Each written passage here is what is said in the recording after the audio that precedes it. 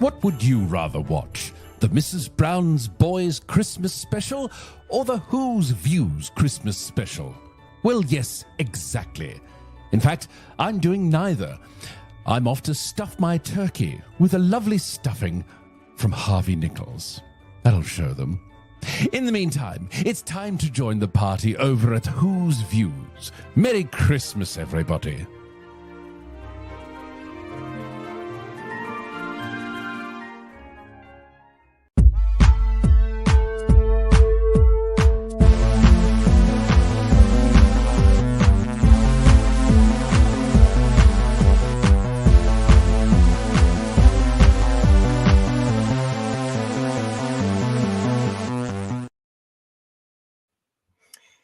Hello, everybody. It is Sunday. It is the 22nd of December, 2024, and I've got a silly hat on. And the reason for that is quite simply, welcome to the Who's Views Headlines Christmas Special.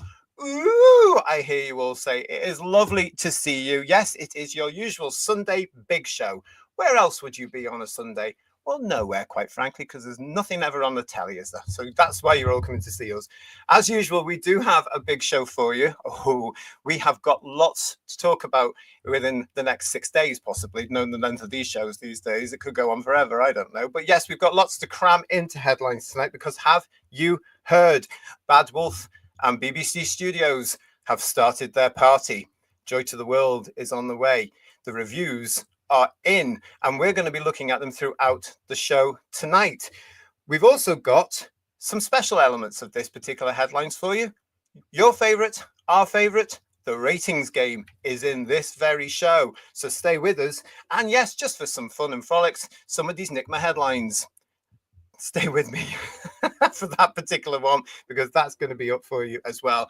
As ever, look at that, I can't get the hat in frame. I'm going to have to sit right back like this. But anyway, as ever, I am joined by the usual two here. So let's say hello to third Dr. Ian and to Paul. Gentlemen, here we are, Christmas week. Merry Christmas, everyone.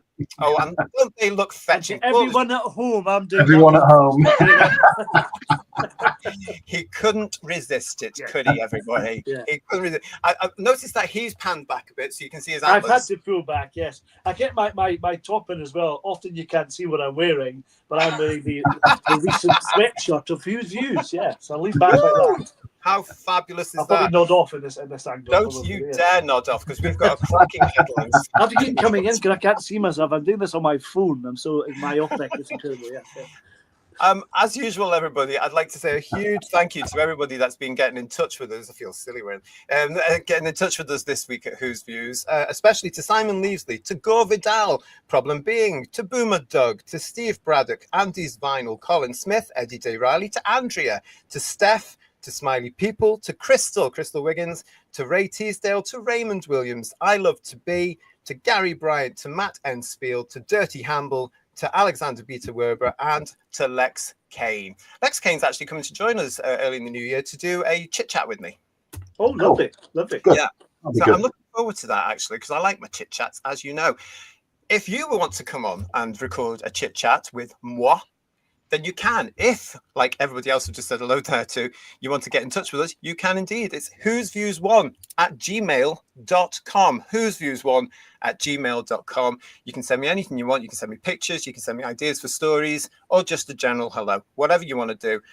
It's always a pleasure to get your emails, but I do have to reiterate, it takes me a little bit of time to get back to you. Okay, but I will get back to you. But I love it when I get them. So thank you so much. And it's always, always busy. It really is. So great to see you. So yeah, guys, this is the Headlines Christmas Special. So we've got some friends joining us, haven't we? Have we? Yeah, you've got at Christmas, haven't you?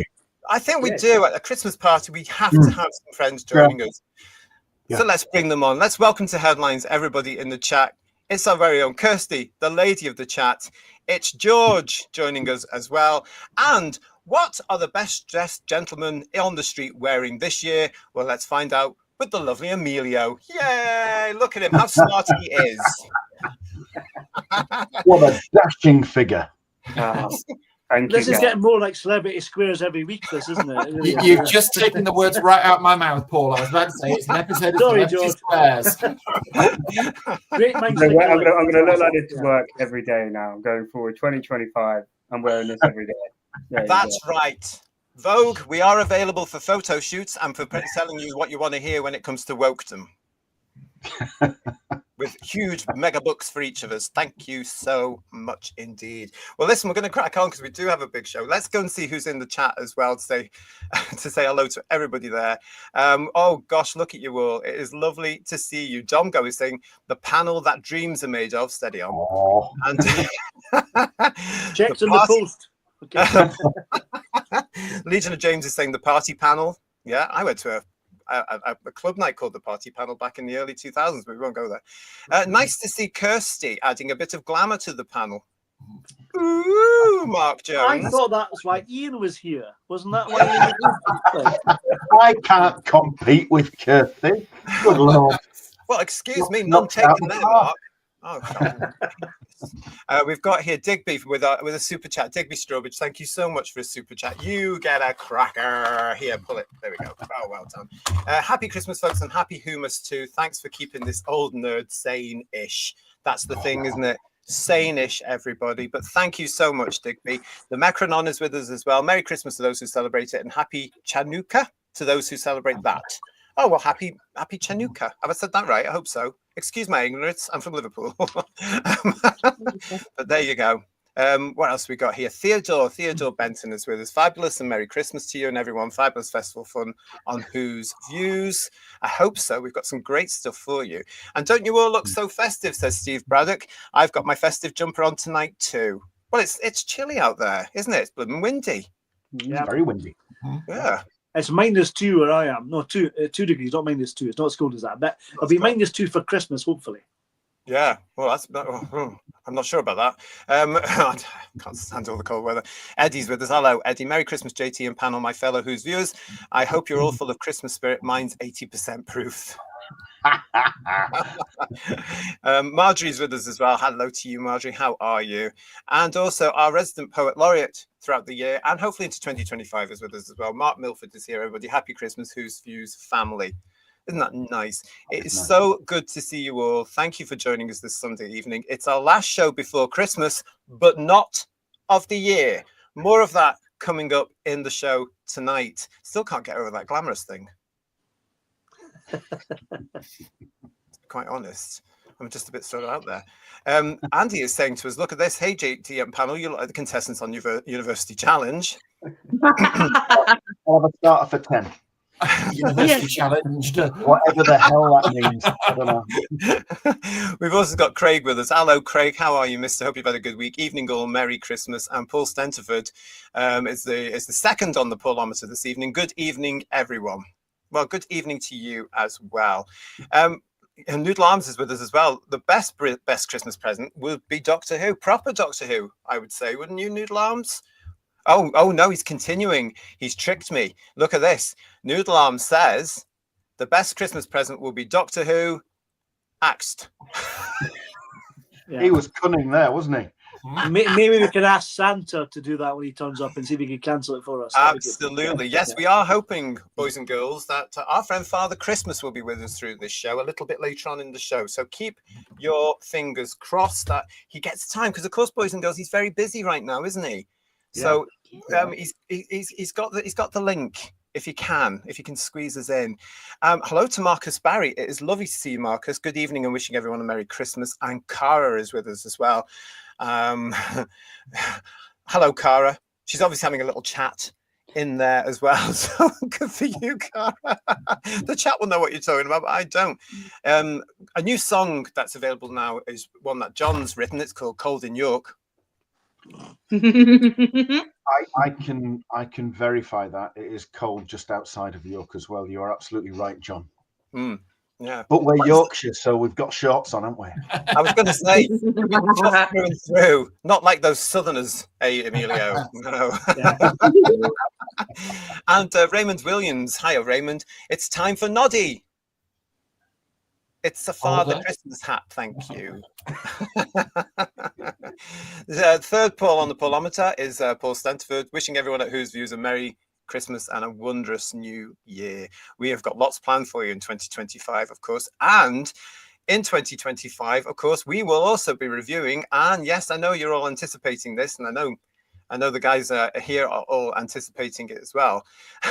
But season 2 will be with us in May of Disney Who. Yes, and we will be here to review the episodes when they happen. My thoughts are with you at this difficult time. But the things we do. Anyway, yes, that's all coming this way. But have you heard and have you seen? They've actually now started, now that we're very, very close, of course, guys, to the Joy to the World episode, they've started looking forward to the next set of episodes that is on the way for season 2. And did you see just a couple of days ago, a matter of hours ago, that this lady has now been cast or has been announced in season 2 of Doctor Who? Now, forgive me, because I don't know who this is and I don't know anything about it, but this is Rose Ayling-Ellis, MBE, and she's guesting in what they are already calling the scariest Doctor Who ever.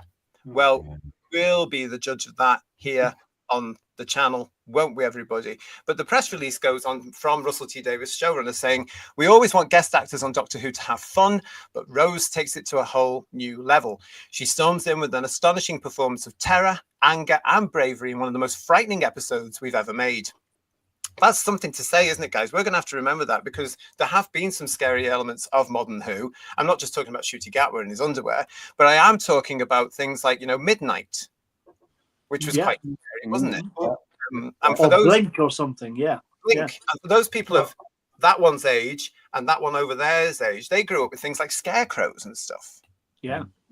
Well, we had Russell Gummidge, and that was terrifying, I'm telling you. For different reasons. Yeah, for different reasons, yeah. I thought since Disney came on board and sank the ship, the emphasis was very much away from scary, and it was very, very, very, very completely non-scary, just fun and frolics all the way. Light and fluffy, yes. Yes, so this is a bit of a pivot, isn't it?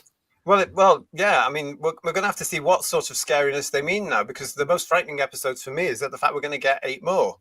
That's quite scary. But the press release carries on, where Rose Ayling-Ellis said, "I loved Doctor Who when I was growing up, so being cast in the show when I was a dream come true. My inner child is ecstatic with excitement. Working with Russell and filming out alongside the talented cast and crew has been an incredible experience. Ncuti is a wonderful doctor." So she says, "and I can't wait for audience to see what we've created together." I love the way she says audiences, not audience, because there's only about 10 of them, and us. The press release goes on to say, "This year, Rose was awarded an MBE for voluntary services to the deaf community, and she became the first deaf presenter of live sport at the Paralympic Games. She was also the subject of an installment of the genealogy series," and phew, thank God I read that right, "Who Do You Think You Are?" and appeared in the recent BBC One comedy drama Ludwig. Rose became the first ever deaf actress to play a deaf character in EastEnders, and she won Strictly Come Dancing in 2021, subsequently winning the BAFTA TV Award for Must See Moment in 2022. Right, so that's that one there. I mean, I have to say at this particular point, having seen some of the social media about this, I was a bit disappointed to see that people had forgotten that this is not the first deaf character in Doctor Who, Paul.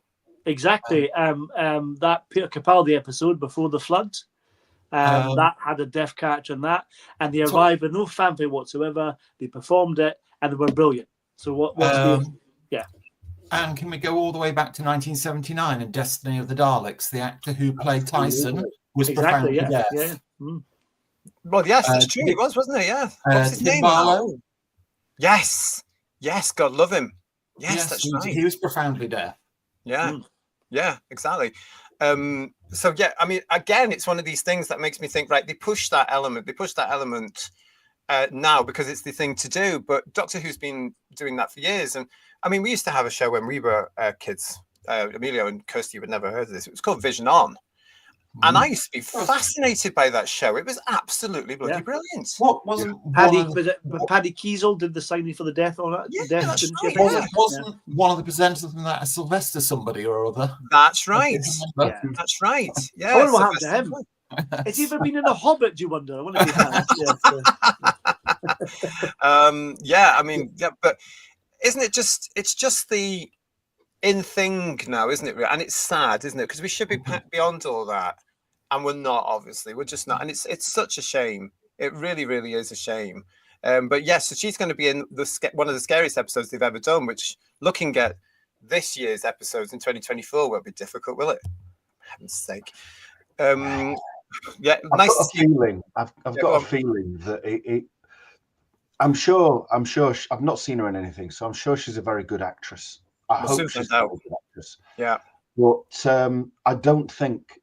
Just knowing the way they work, I don't think this will be about her being a very good actress. It'll be, oh look, we've signed somebody that's deaf. Yes. And they will make a big thing about the disability and not about her acting ability. Yes. Because people with disabilities, my understanding is they want to be treated like everybody else and not differentiated because of their disability, not standing out because of their disability. But we'll see. We'll see. We will see. But it will be because with her winning Strictly a couple of years ago, and then Chris. Oh, did she? Yeah. So she won it for being deaf, and like she was a good dancer, you know. But then Chris won it this year and he was blind. And yes, yeah. It was like very much a sad story, and it was like, woe is me, I'm deaf, I have to this. And Chris is like, yeah, I'm blind. I turned blind when I was 22. Life goes on, YOLO. I'm funny. I've had this opportunity. I'm talented. I'm blessed. Being blind doesn't define me. It's the least in the list of how to describe me. And it's not usually down to them. It's usually down to the fact that the producers and the BBC, and of course the 80 million DEI budget that is into the BBC now, everybody. It's absolutely shocking. It's nice to see you all in the chat. Thank you for joining us for this Headlines Christmas special, actually. We've got Mark Grief saying just the scariest of all was being threatened with a rewatch of The Devil's Board. Raymond is also saying to us, my biggest nightmare was Rogue. Now that was true horror. That was the worst thing I've seen. It really was scary. And hello and welcome back to Pooh's Lost Eyes. I know you haven't been too well recently. I hope you're on the mend. It is lovely to see you back with us here on Who's Views. I knew there'd be a catch with the MBE, says Pooh's Lost Eyes. Well, I wonder if that comes up in the credits.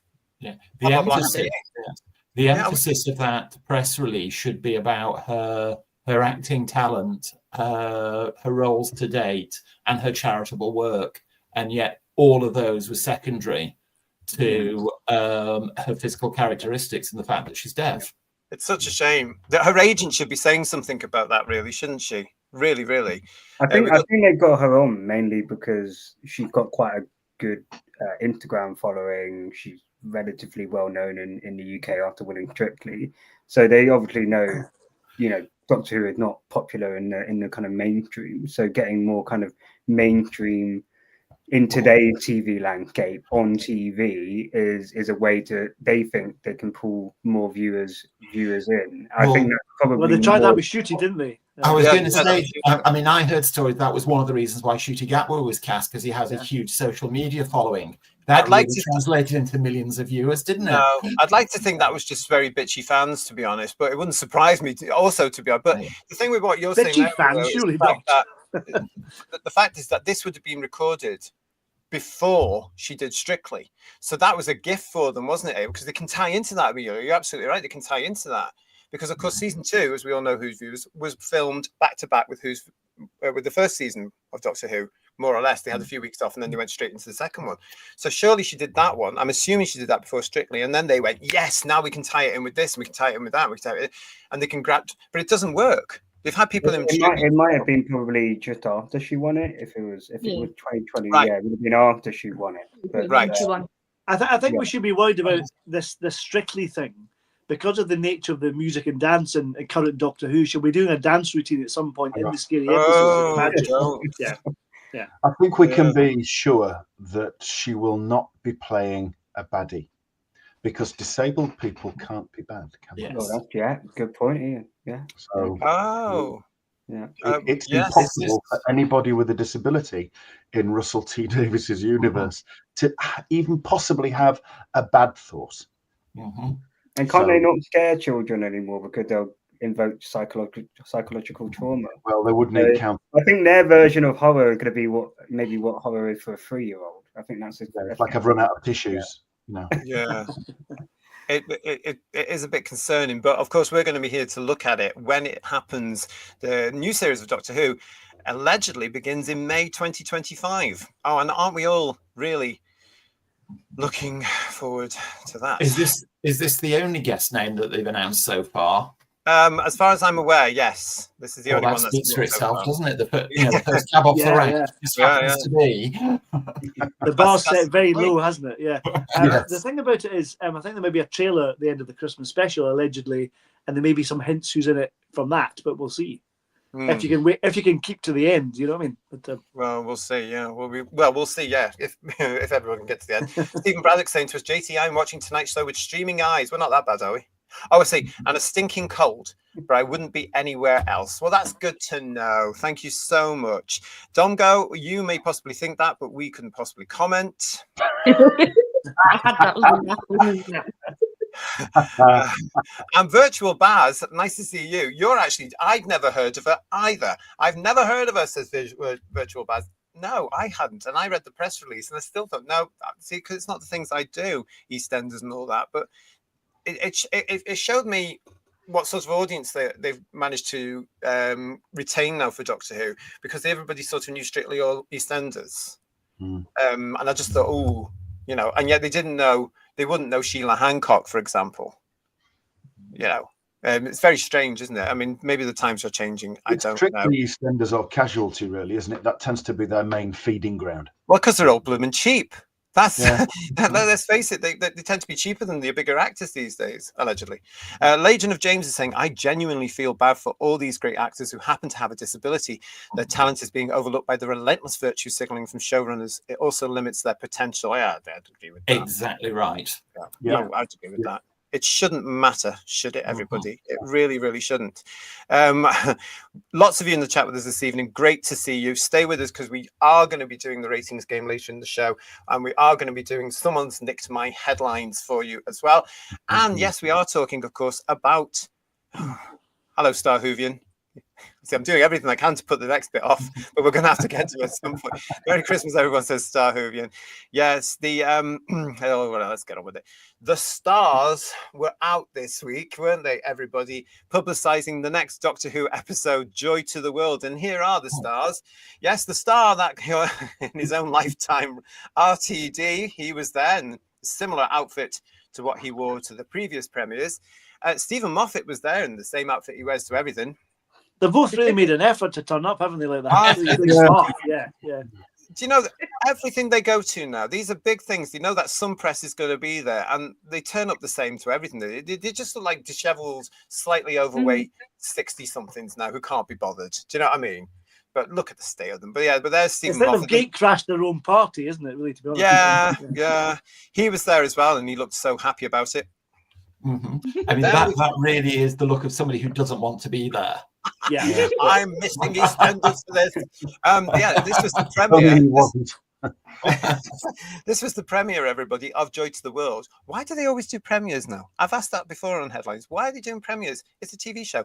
What? I still don't get it. Anyway, this chap was here. This is Jonathan Harris, who you will recognise, I am sure, from various bits and pieces. He plays the alleged Silurian in Joy to the World. Oh, yes, he does.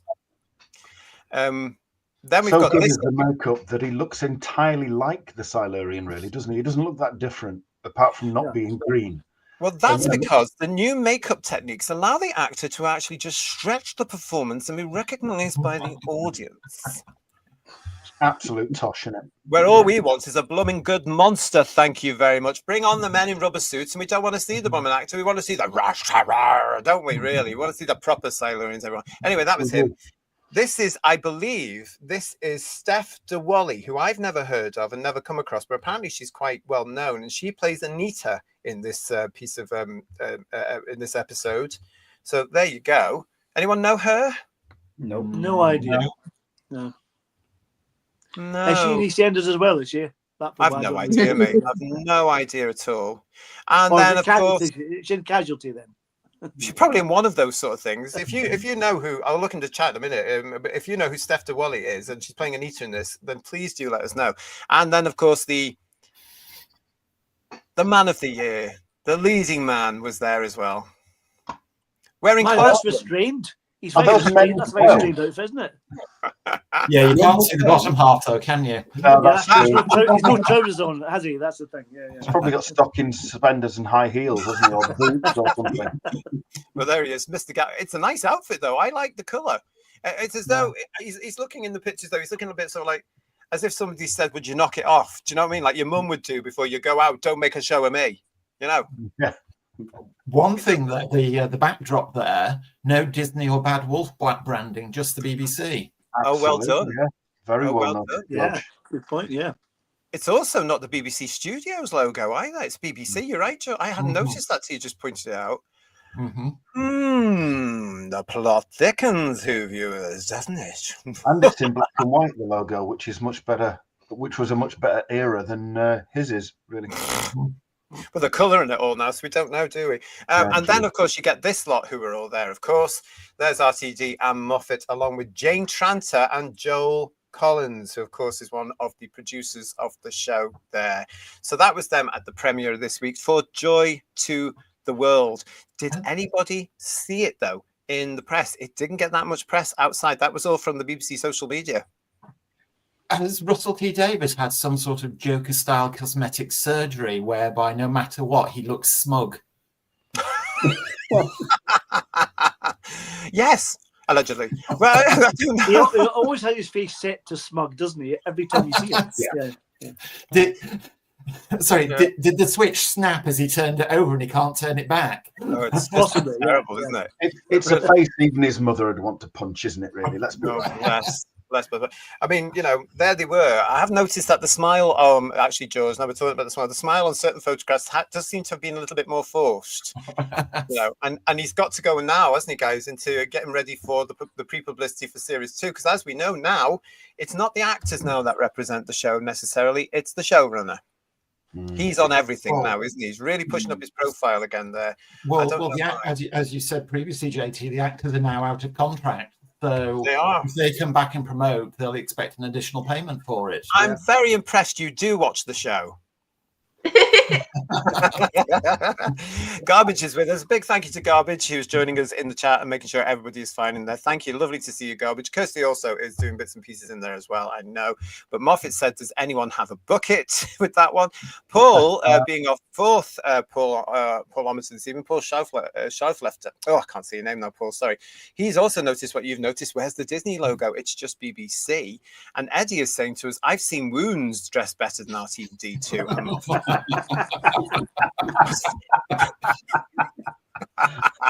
Ooh, they're good, aren't they, our audience? YW2324, lovely to see you. Oh, he's having a tough time evening, unfortunately. I'm homesick and have non-stop hiccups. How are you? Well, we're all fine and dandy, and we're glad you're here. And hopefully you'll be feeling a lot better in 3 days' time when we finish this show. We've been running over recently, haven't we, YW? Yes. Oh, it's like working with Ken Dodd again. It is. It really is. RTD says, Stephen, looks like he just couldn't be bothered to be there.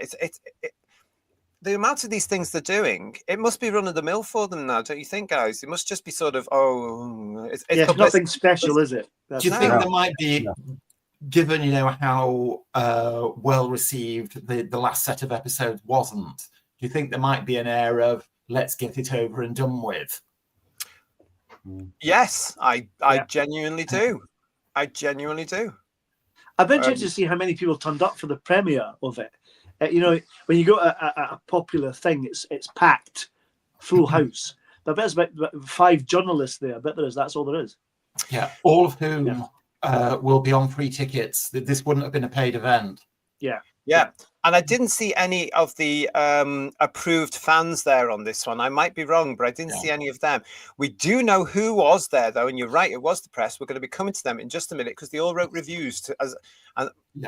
But put the pieces together as we look at the reviews, everybody. To all 3 people who watched Doctor Who on Christmas Day, says Noodle Arms will no doubt get a preview of a useless scene which the BBC will milk for months until they drop the new season. Yes, there is a season 2 trailer at the end of this one, as is the norm. That has been confirmed. And Mark Greaves saying watching them turn up is like watching the horsemen of the apocalypse riding over the hill.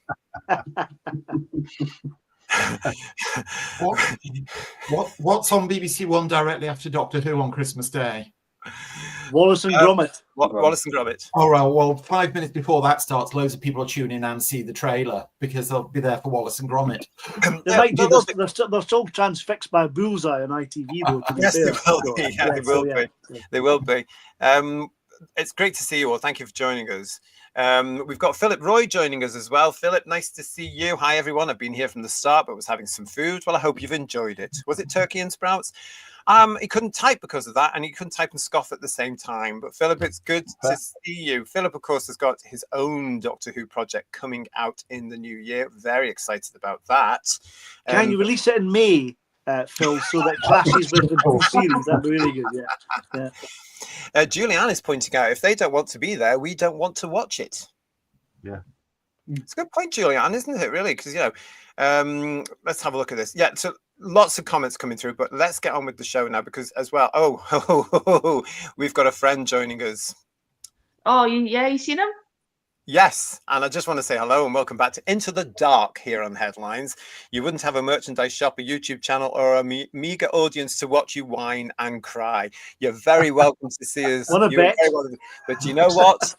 We're from 26 superior years of time travel into the dark, and I can guarantee we spent 15 years without a show talking and building relationships and having a great time. And you better hold on to your hat and stand by your bed, because whether you like it or not, you're gonna have to get used to the fact it's not coming back in a few years' time.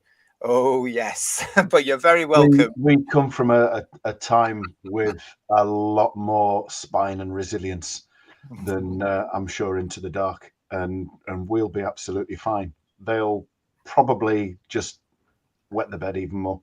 Can I say I'm offended by the word whine? I never whine. What are you saying? I never whine. Well, let's actually do some more whining because yes, the Time Hotel awaits us, everybody. 25th of December in the UK, 26th of December outside of the UK, where Disney Plus is covering it. You are going to be visiting, or possibly visiting, the Time Hotel, where the Doctor... See what you're missing, George? Was that shot on location at the Trafford Centre? Yes, it was. Oh, the Arndale Centre, certainly, yeah. But this is where the Doctor gets to meet Joy, played by Nicola Coughlan, as we know, and then also gets to meet a Silurian, played by Jonathan Harris, as we know, and then the adventure goes on from there. The word adventure is questionable, I have to say. Well, we'll soon find out, won't we? But the reviews are in, so let's have a look at our first review here on Headlines on our Christmas special, shall we? And it's this one. This is from winteriscoming.net. Doctor Who boss Russell T Davies kind of hopes the streaming bubble pops. Longtime Doctor Who showrunner Russell T Davies gives his take on streaming culture and scripts written by AI and shares a trailer for the up-and-coming Christmas special. He goes on to say, Doctor Who showrunner Russell T Davies is currently overseeing one of the biggest transformations in the show's rich 60-year history. Thanks to a huge investment from Disney, the show has received an enormous budget increase. Doctor Who's performance on Disney Plus so far, Into the Dark, are you paying attention, has been rather lackluster. The British sci-fi show got solid viewership in its target demographic, but ultimately failed to draw in a wider audience. Into the Dark has just fainted. Moreover, the most recent season starring Ncuti Gatwa as the titular Time Lord was a mixed bag. Episodes ranged from the brilliant with installments like 73 Yards and Boom to the more disappointing entries like Space Babies and The Devil's Board. Right now, the future of the Whoniverse at Disney is somewhat precarious, although we've got at least one more season and a spin-off, The War Between the Land and the Sea, landing at the House of Mouse.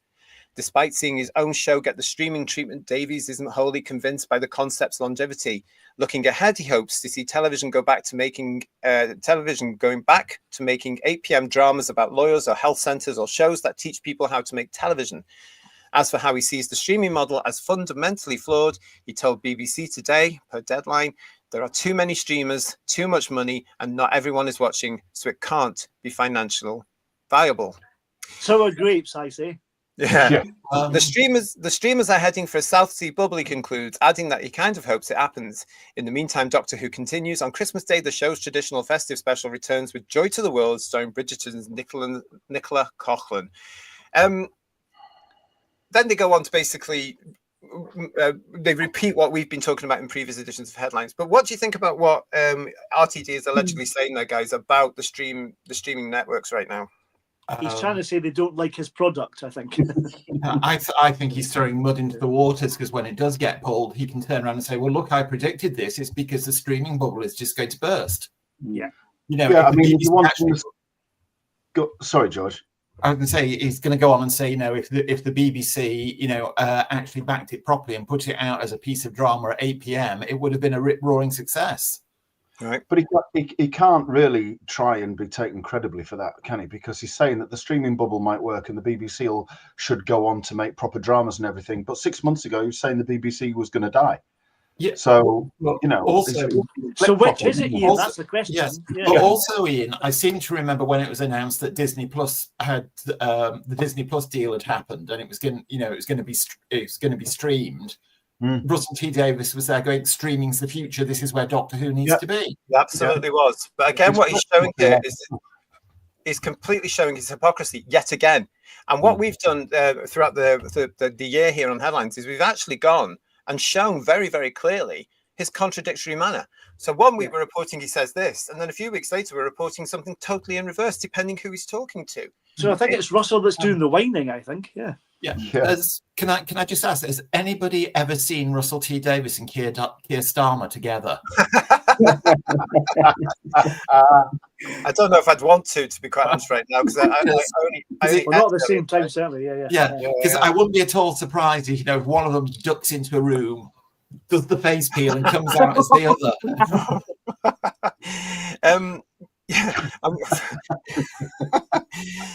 There were a few papers going around with this, so that's an interesting one starting on there, because that is something we will be coming back to. We will remember that that quote from Russell there, saying that what he was saying about this, because it's very important. Because as George was saying there, they wanted Disney to be their streamer of choice, their partner here to take Doctor Who global. So why has he done that? Why did he allow all that to happen if he wasn't that keen on it? Did he have his arm behind his back? Was he being pressured by the BBC studios? There must be more there, surely, on this particular one, because why do go to all that fuss when we could have just said, well, let's do it with BBC Studios, the BBC, and Bad Wolf? Unless Disney has sacked them off, and it's a bit of a swipe. It's really controlling the narrative in that respect, Ian, that they know that Disney are not going to push through with it any further. So it trying to say, oh, you know, I said this back in December that, you know, this is just a way that it's just not financially viable with all of these different streaming options, etc. You know, so he'll put the blame on the kind of the landscape versus actually the fact that Doctor Who's been poop. So, you know, and his writing has been abysmal. I think it might be just a case of old-fashioned deflection to try and save his own skin. Like, you can't blame this on me. You can blame it on streaming. You can blame it on Disney. You can blame it on BBC. But I'm walking away from this. I'm a genius. Comes to mind. Brilliant. Yeah. What I think is interesting about the article is that, you know, now they're calling the last season mixed bag. So it's gone from being the best thing ever since sliced bread to mixed bag. So, you know, the narrative in a year's time, they'll probably admit, you know, the critic will finally admit, it was actually rubbish. Yeah, you can read between the lines. A mixed bag definitely means something else. Yeah. And if that was a review of the Christmas episode, wasn't that much of a review in that article? That was just my lead into, actually, as we go. We're going to get a proper review at the moment. They did sort of put a preview of it, which was actually copy and paste from shows that we've already talked about. So I didn't think it was worth it. But I thought the beginning of it, as they led into it, was very interesting. The fact that they've got this bit where Russell's turning around saying, well, the platform we've just used, the platform of streaming that we're going to use next, I'm not really that keen on it. Oh, well, that's what I'm getting from it. I just thought, what? Yeah. That's really interesting. And we do have to keep an eye on that as we move forward now. Because 2025, as we all know, Who Views is a very interesting year for Doctor Who. And yes, there are going to be people in need of our Who's Views helpline, which will be coming back in the new year for you, for people like Into the Dark, who will need to speak to adults like us, who will tell them anything they want us to hear in sympathy and charge them a fortune for it. But on, We've got on the here, bright side, JT, season 7's coming out. Yay! season 7 is coming out. Thank you for all your comments on our show we did on Friday about season 7 box set. Love you. Julianne is saying to us, but didn't RTD say streaming was the future? He'll get whiplash you turning that fast. Absolutely. And Woodhouse122 is saying RTD is the problem, not the streaming services. Starhuvian is adding to that. He just spouts nonsense constantly. I don't think he even knows what he's saying sometimes. We've seen that, haven't we, on the show? As I say, he's just contradicting himself all the time. And Domgo is with us to say a turd, whether delivered as streaming content or scheduled programming, is still a turd. Lee Smith is saying Doctor Who is dead inside. You can see it in the eyes, can't you, really? You really are. And RTD is an egotistical hypocrite, says Eddie. Allegedly. What's this from Stephen Braddock? Best thing you've said in ages, RTD. Go off and make another show. He's throwing his toys out of the TARDIS and trying to blame Disney for his terrible decisions. He's let us down. A hypocrite. Something else I've also just remembered about RTD, wasn't he quoted as saying fairly recently, I think when the last set of episodes were about to be screened, nobody dare stand up against me, nobody contradicts me, I do exactly what I want to do, my word is law, basically. Yes, he did. Yes, he did. Therefore, no matter what is happening around him, he's at the very center of this. He ultimately carries the can for it. Correct. Yeah. It's all the blame, yeah.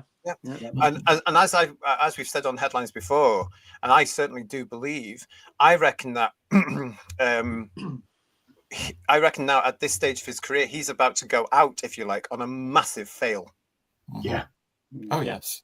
You know, well, and I have no sympathy at all. Sure. I don't think he cares about that. I think at the age he is in the place in life, he's had his career success. I don't think I actually think he's so driven on the ideology. I think he wants to go to his deathbed on focusing on that. He's had his first successful Doctor Who, and that will always be be a success that's remembered. So I think with this, I don't think he massively cares in the way that he did 20 years ago. I think you're right, Emilio. I do agree with you, and I think now the agenda is his prime driving force. Really, what he believes, all this stuff about, all this extreme left-wing liberal ideology that he genuinely, passionately believes in, is always going on about, as we have shown very much in this series of headlines, and it's going to continue. I think you're absolutely right, Emilio. I can draw parallels with an absolutely wonderful Billy Wilder film called Sunset Boulevard. Oh, yeah. Yeah, true. Yes.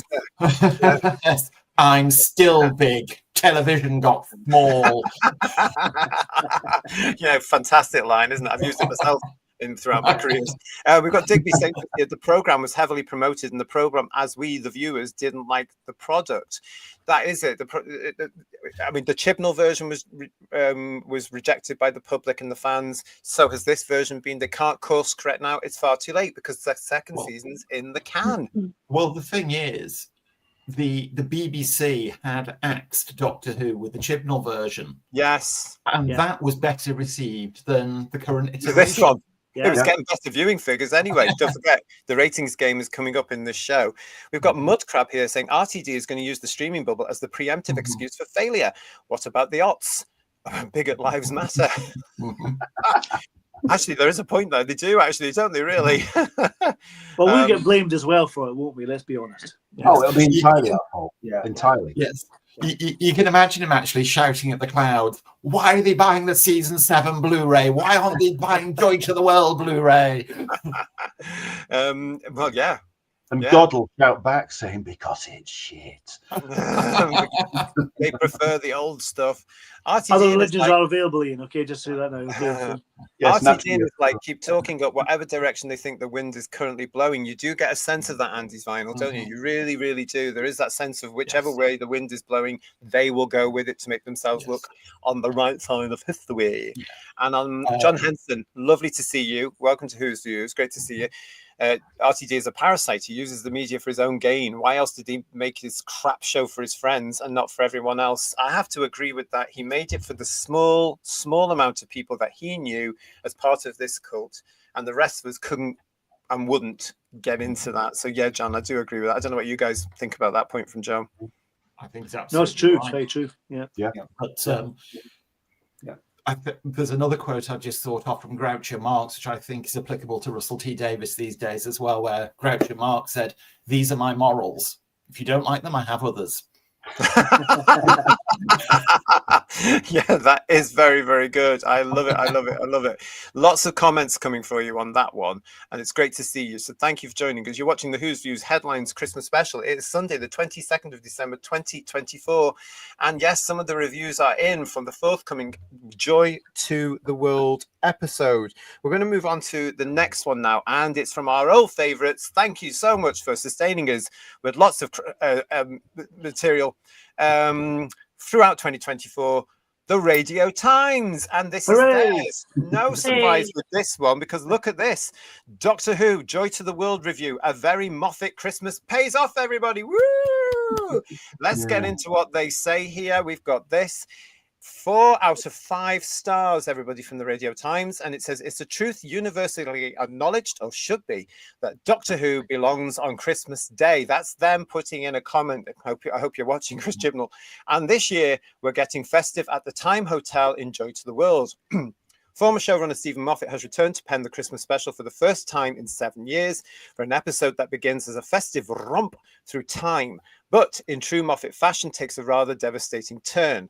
From the off, Joy to the World doesn't slow down for a second, as we're immediately thrown into World War II, onto the Orient Express in 1962, the base camp of Mount Everest in 1953, and the Sandringham Hotel in 2024, where we meet Joy before returning to the sprawling Time Hotel years and years into the future. As for the Time Hotel, it's surprising it's never been done before at some point in Doctor Who history. It just suits the show so well, especially at Christmas. It never gets old seeing the Doctor race through time and space in an instant, and if that big old Disney budget is going to be used anywhere, it's surely best spent on making every different part of time and space, and the T-Rex, of course, look as beautiful and as real as possible. How do you know?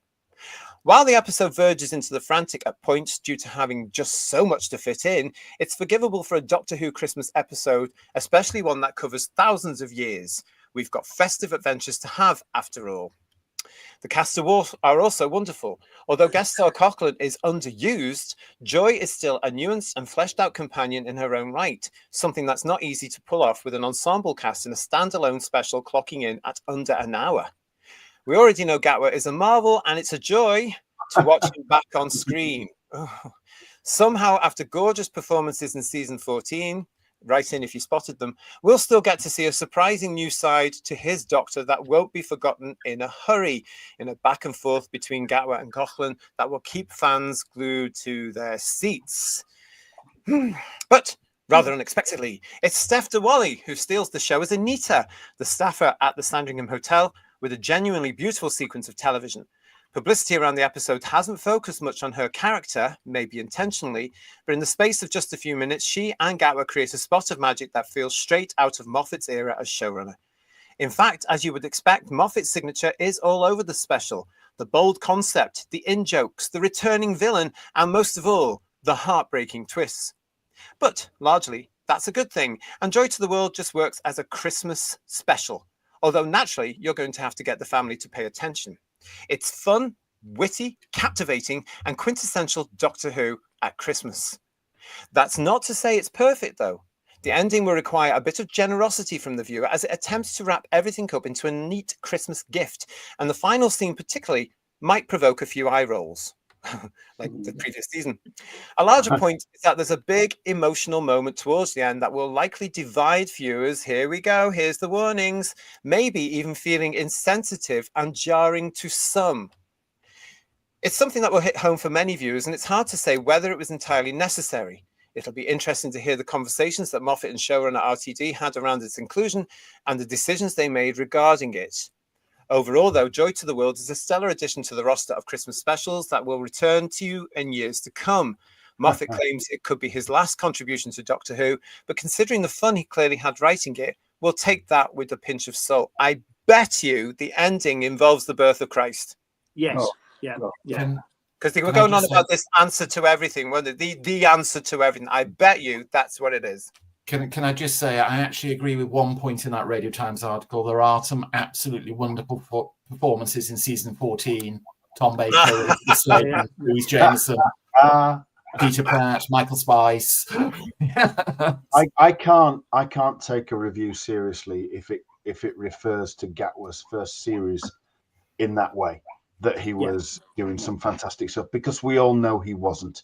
So I can't take anything seriously that says that. Plus, I thought it was supposed to be series 1. And I just think, with regards to what you think the big thing at the end would be, that would probably cause a lot more backlash than I think they're ready for. And it'd be fully seen. Or they've realised it's going to. To me, that to me is them sounding the warning that it's going to go into DEI overdrive. Yeah. Oh yes, I think so. I mean, sorry, Kirsty, we'll come to that. But they did say that the answer to everything that we've always asked about Christmas is going to be there. That's why I'm saying, Kirsty, I think it's going to be the birth of Christ. Yeah. I was going to say, if that happens, at least we've got content for headlines in January, because we can watch. Oh, and laugh. totally. And Totally. he won't be played by a baby Robert Powell, will he? Let's be honest. Oh yes, he plays a cracking Well, Jesus. baby Jesus will be black, they'll be disabled, and they'll be trans. And probably a Silurian as well. Moving on from all the blasphemy, goodness me. Phew, stony ground. Hello and welcome to Who's Views to CryoSync. Nice to see you. Are we getting a race swap Jesus? It wouldn't surprise me. I mean, he might be white. Oh, controversial on Who's Views there, you see. Let's bring it back to what the original thing would have been. And hello, and well, thank you, Mark, our resident poet laureate, who's just given us a super chat. Thank you, mate. In 2024, we have drones invading, governments collapsing, economies failing. It's a world unraveling, but what fills me with angst and forebode is the new Disney Who Christmas episode. Oh yeah, this is proper. Thank you for that, mate. This is propaganda, says Noodle Arms. And Stephen Braddock has put another element into my head. I called the Star of Bethlehem a month ago. I wish I was wrong. Yeah, that could be it. An explosion in space and time. I'm surprised they don't bring the Arachnos back and it's connected to that, or something. Who knows? But but I'm actually quite surprised, Stephen, that they haven't done that in the years that were going. What with the politics of RTD and Moffat, that would make sense to them, wouldn't it? Let's blow something up, and it happens to be seen in Earth's past, and that becomes the star. Oh, come on! Well, I think the whole kind of if this Jesus thing is true, Doctor Who should not in any way be touching that. The same way they wouldn't touch it if it was Muhammad or anything else. I just think it's a place Doctor Who shouldn't go. It should be respectful of the fact that different audiences, like myself, who brought up Christian, you shouldn't touch. You shouldn't absolutely. It's not. You shouldn't go there. You shouldn't try and explain why that happened. It's just not. It's not. It's very much ideologically driven, very clearly, and I think. They're just basically saying to audiences that maybe are more conservative, maybe do have traditional religious Christian belief. By the way, this show isn't for you. You should make it even more loud and clear. So they'll piss off more fans, and more fans will leave. So, and the public as well, Emilio. I totally agree with you. And this is Christmas. This is a big festival here. Celebrate it right in a science fiction way. My favorite one, because there's nothing really in it that can offend people, is the Christmas Invasion. Yeah. Because there's also a Doctor Who episode that happens to be set at Christmas.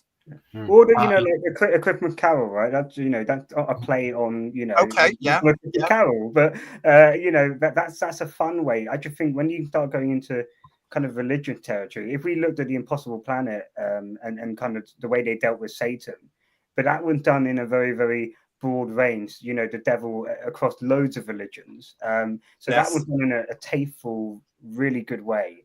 If they do that, I'm telling you that it's so distasteful. And at the end of the day, you wouldn't do that if it were Ramadan and you wanted to do a Muslim-based episode. You just wouldn't see it. So the same rule had to apply on the Christian side. But obviously, it's easier to target Jesus than it is to target Muhammad. Let's just reiterate at this point. This is just discussing the possibility because of where we know RTD and Moffat is. It hasn't been confirmed, but we will be looking at it on this channel. You can, if the Radio Times are putting that warning out there for us, just like they did back at when the show came back for the Sagat, they came out saying fans may not like elements of this series, and by God, we didn't. Let's face it, we didn't like most of the elements of this series. Let's see what they've come up with. More on that coming up in this particular show. Go on, George. I was going to say, well, whatever the content is, I think it's a given this episode is not going to be a Christmas miracle. Maybe not. Oh no. It may be a Christmas turkey, perhaps. We'll see. Yeah. Have you got your giblets ready? Because you might need them. We are going to be doing the ratings game, everybody. So stay with us, because in this show we are bringing back the ratings game. We want to know what you think it's going to be. Get your thinking hats on now. Do not tell me yet. You'll know when we're going live with it. We've got here. Thank you so much. We've got a super chat from Paul Thomas Ashworth. It is lovely to see you. I hope it does not involve Jesus in any way. I'm a Christian, and this will really offend me. Let's hope it doesn't, because it would offend me as well. Yes. It would offend me, because I'd be like, no. And I agree with Emilio. Doctor Who does not go there. That's one of the unwritten rules. You know, I think it was Uncle Terry's that said you never go past this sort of. You wouldn't go back and do it. I think it was him, wasn't it? Was it him or Barry that said you wouldn't go past that? You never go. You keep it in science fiction world. Yeah. But the modus operandi of Russell T Davies and his ilk is. We're only bothered about offending the right sort of people. That's right, and the right sort of people are all of us. Yeah. You know, we're the ones that would, and they would. And what for? Why would you want to create work for the BBC switchboard on Boxing Day, for heaven's sake? You know, get over yourself. And weeks after, and then all the bad publicity that comes out. We are speculating. Let's put that right out there right now. We are speculating on this. We do not know that this is going to happen. We are reading between the lines of the Radio Times review, where they say that we're not going to like what happens towards the end of the episode. We've got more reviews coming up, which sort of play a different thing. We've got Marine Boy 1966. Hello to you, mate. If the Christmas episode is going to make accepted eruptions, with the BBC used it as an excuse to cancel the series? I think there's a few reasons they could, or a few excuses they would already have, because I do think it's coming in 2025. My opinion, not representing the panel. And the Peter Venkman fan site says, I've read that. Have you really? Have you really read this? That's a bit concerning then. Very concerning. John Mason is saying to us, I wish they'd leave Christmas alone. They are usually lightweight episodes that are contrived and silly. Yeah. Yeah. And Gatwa, will tongue a shepherd or wise man under the Star of Bethlehem? Dom goes down steady. But that's the current Doctor Who, everybody. Look at Rogue about that one. That was discreet. George, just remind everybody, George didn't see any of the last series, and it's not a series that we're recommending. George has been spilled. Yes, and George is going to keep it that way. The one episode that I got enraged about was Rogue, where the Doctor became a lustful character, lusting after this bloke. It was so out of character, Kirsty. It wasn't lustful, it was slutty. It was that as well. But he was literally stalking this fella to try and get him, and it wasn't. It was pure sex. It was straight off to the bedroom in the TARDIS if he'd had his way. Do you know what I mean? It was vile. It was horrible. What else? Problem being, it's good to see you. Thank you for joining us in the chat.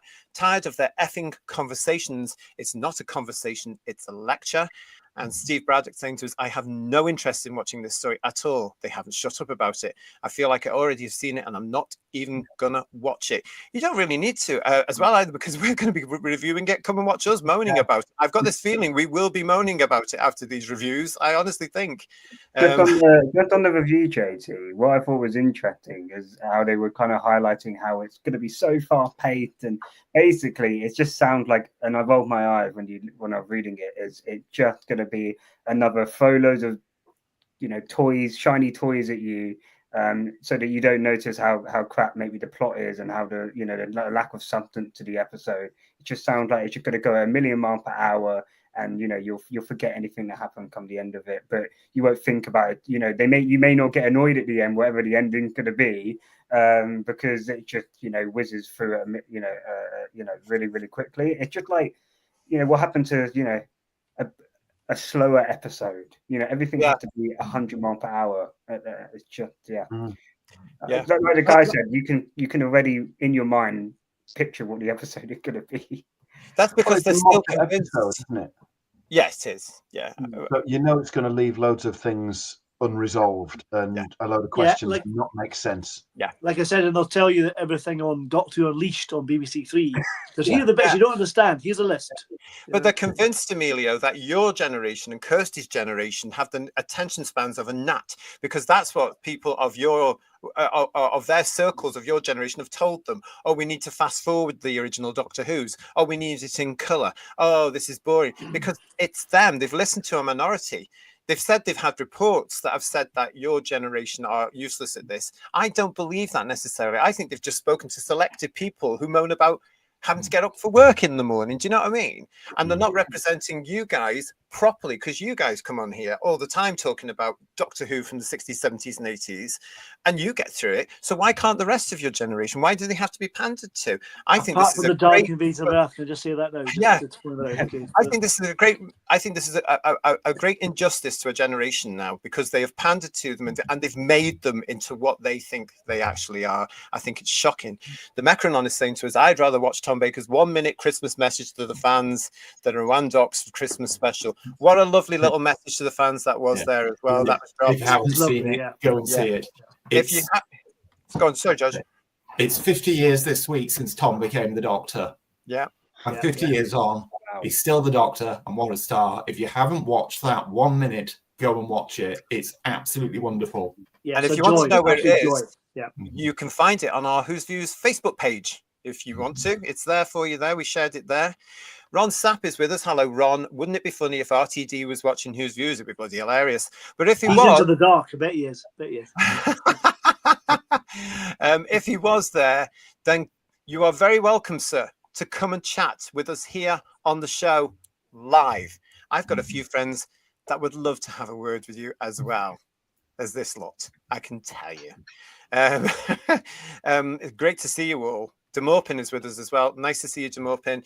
Worst idea ever. They connect no room at the inn to refugees. Oh God, don't start me. I'm thinking about, do you know, the whole thing about this review, and it'd be interesting to see what you guys think about this afterwards, is that I've started to think, oh, I'm more worried about what's coming at the end.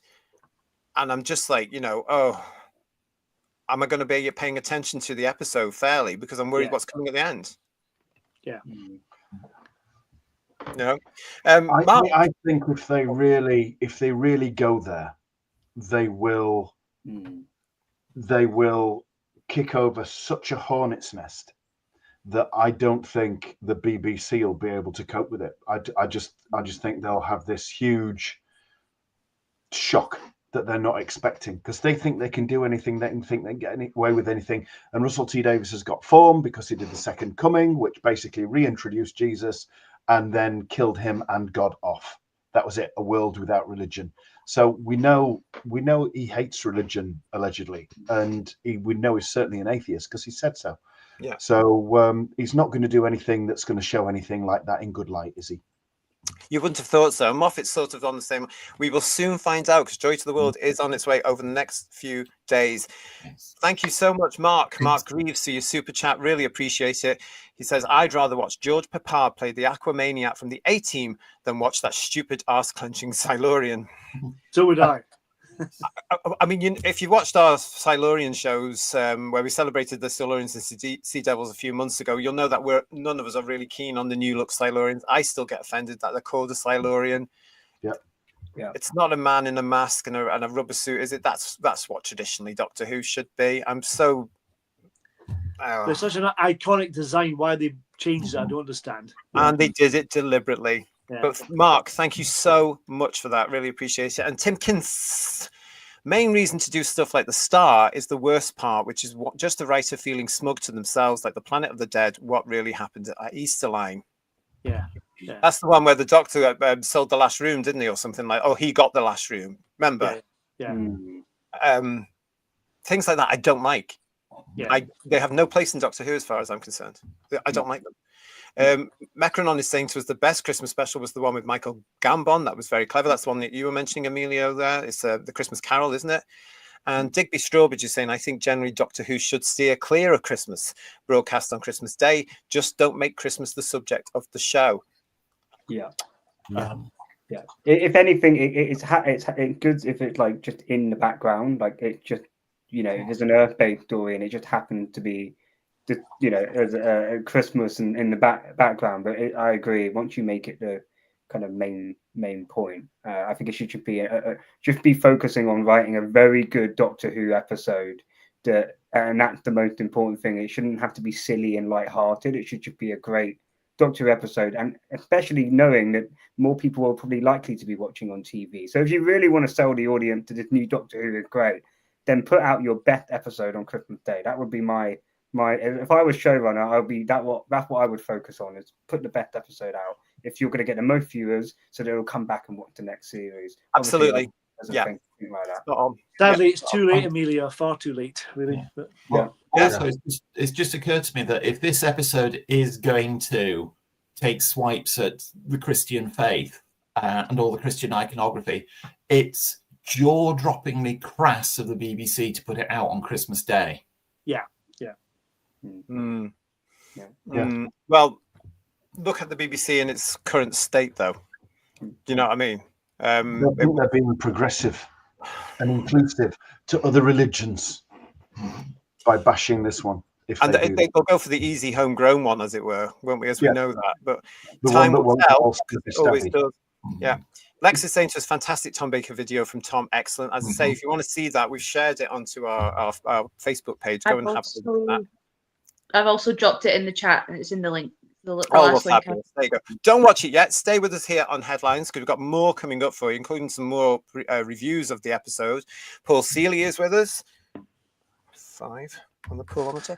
Good job. The War Games is arriving to boost the ratings on iPlayer. What a coincidence. I'd forgotten all about that. Well, that's tomorrow, isn't it? That's tomorrow. Is it tomorrow? Oh, yeah. Tomorrow. The War Games is on BBC 4 tomorrow at 9 o'clock, I seem to recall. However, it clashes with the All Creatures Great and Small Christmas special on Channel 5. Which one will you be watching? So there you go. Thank you. And Pikehead 1.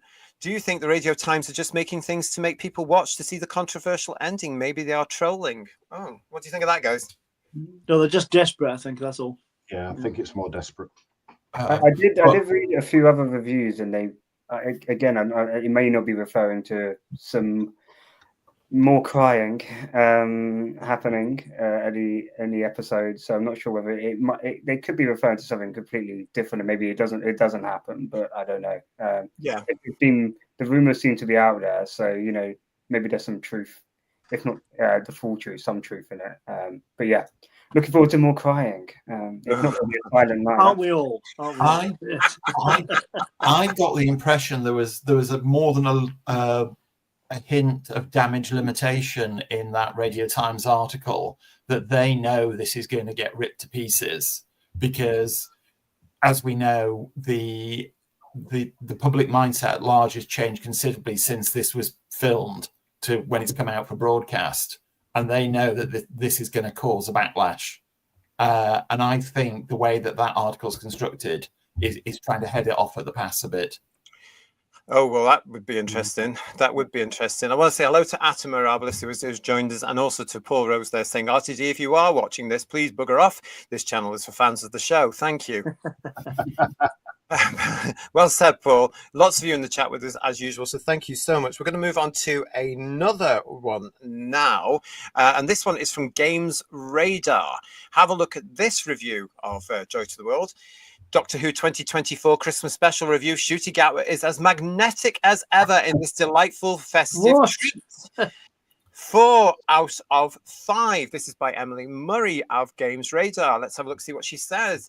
Christmas Day just isn't the same without Doctor Who. Ever since 2005's brilliant episode, The Christmas Invasion, we have seen everything from the TARDIS crashing into the Titanic, complete, excuse me, with Kylie Minogue in a guest role, of course, to a timey-wimey story inspired by Charles Dickens' classic tale, A Christmas Carol, starring Michael Gambon. Naturally, sitting down for a fun Doctor Who adventure on Christmas Day is now just tradition.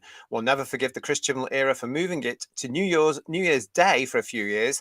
And thankfully, this year's instalment, suitably titled Joy to the World, is everything that you could possibly want from a festive special. Describing it as an absolute joy to watch is indeed the obvious pun, but is genuinely a festive delight. For this escapade, we pay a visit to the Time Hotel, where guests can stay in rooms from various points in history. It's a simple yet brilliant concept, and one that easily allows for a fast-paced caper through time.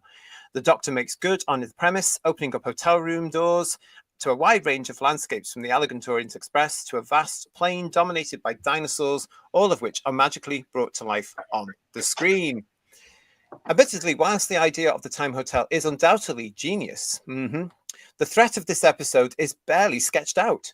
Writer Stephen Moffat is more than capable of bringing us unforgettable enemies, being the man who created the Weeping Angels. But here, the villains, quite frankly, feel like an afterthought and feel threadbare. We know that the world is in imminent danger, as the Doctor keeps telling us it is, but there is no real sense of jeopardy. It's almost like the Time Hotel concept was thought of first, then the team desperately had to fit in somewhere as an antagonist for the Doctor to face.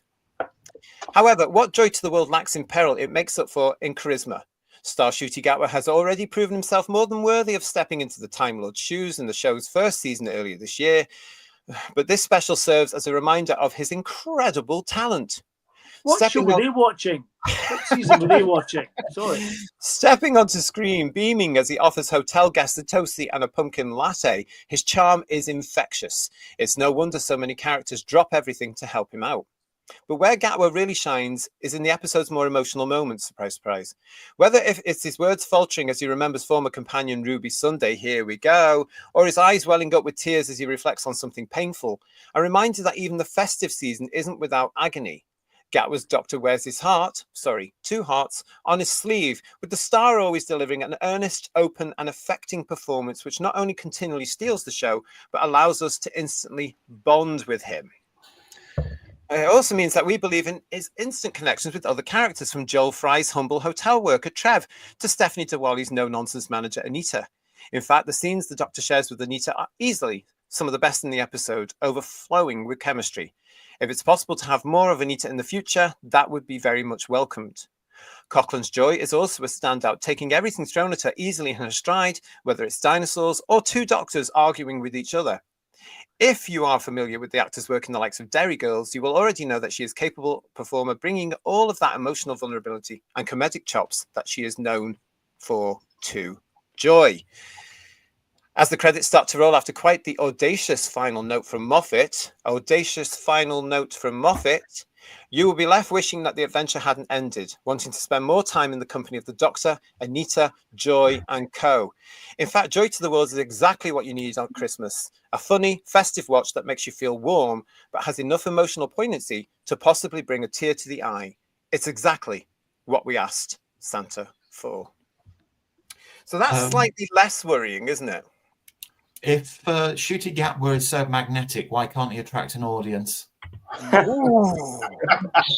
Boom!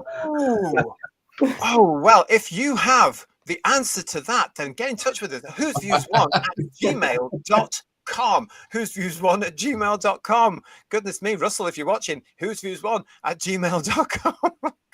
George has just dropped the mic there, hasn't he? Oh, you're so down with the kids, though, Doctor. Emilio, does that make you feel any better about this this episode? No, not really. It's just just a lot. It just sounds very fluffy, doesn't it? And it just, again, the crying. I just don't want to hear them about that. I used to. It's nice when the Doctor, on the very, very odd occasion, for specific reasons, like, I don't know, companion getting taken by a weeping angel, maybe there's a tear that comes out then.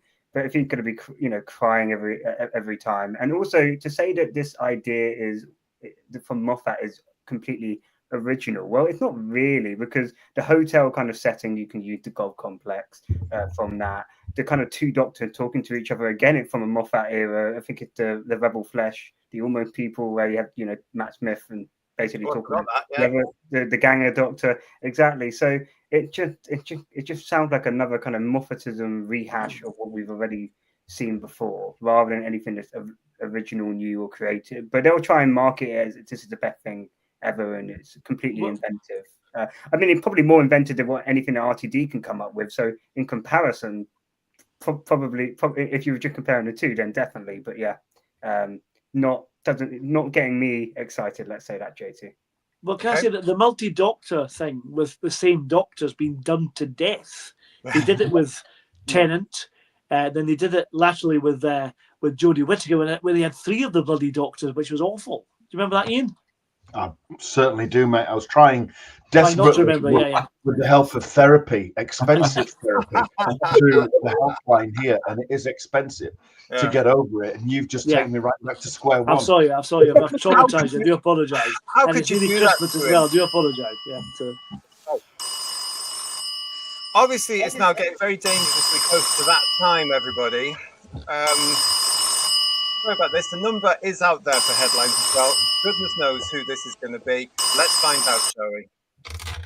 Oh, hello, Whose Views Headlines. Can I help you? Whose Views? I've been watching your stream on an anonymous account. Look, I'd like to complain about this channel, if I may. I think it's unfair. I think it's not giving Shooty credit he needs. It's an exciting episode this Christmas. It was written by the wonderful Stephen Moore, who is just fantastic. I love him. He's wonderful, magnificent. And everybody on this panel doesn't know what they're talking about. They're stupid, they're dumb, they're white, some are straight. There's so much to love about this episode. I mean, what an episode. It's wonderful. It's infused with a wild, queer energy, and it sparkles and hoots and leaps and dances, and it's the same old Doctor Who. It's a wonderful episode. I love it.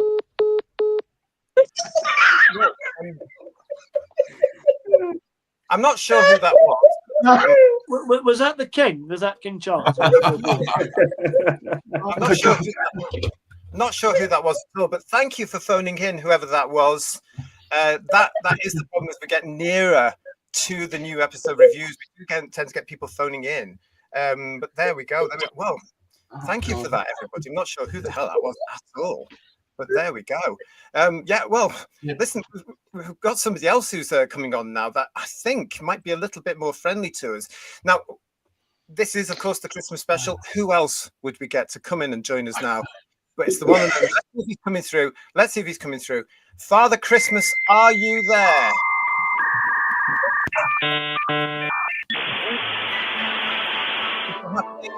Too many Brussels sprouts, I think. Yes. Oh!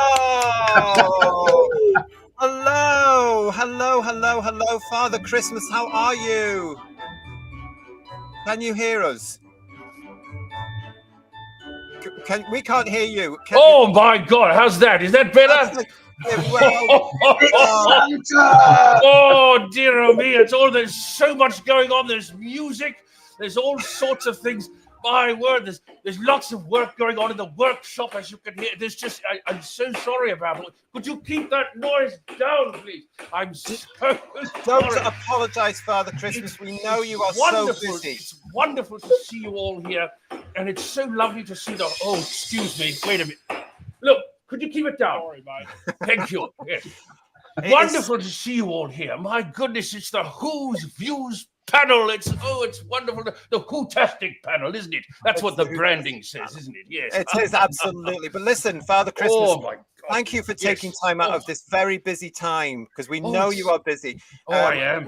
Boys and girls watching, look, it's Father Christmas. He's taking time out from us from the North Pole at his workshop, spelled W-O-R-K, not W-E-R-K, workshop. Yes. Father Christmas, thank you for coming along. It's lovely to see you. Look, it's my absolute pleasure. I'm getting all the toys ready for all the Who-tastic fans out there.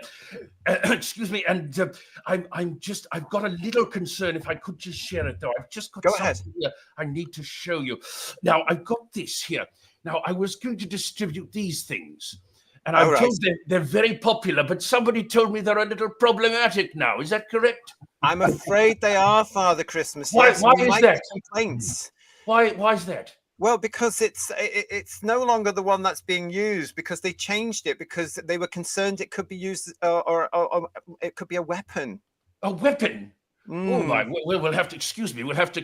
Could we cancel the sonic screwdrivers, please? Cancel the sonic screwdrivers. Oh, there's going to be a lot of disappointed young people out there. My goodness. Well, they have been disappointed for quite a few months now, Father Christmas. I don't know if you saw what was going on television this year. Please cease production of sonic screwdrivers from television series Doctor Who. Please cease all construction of sonic screwdrivers. Excuse me. Thank you.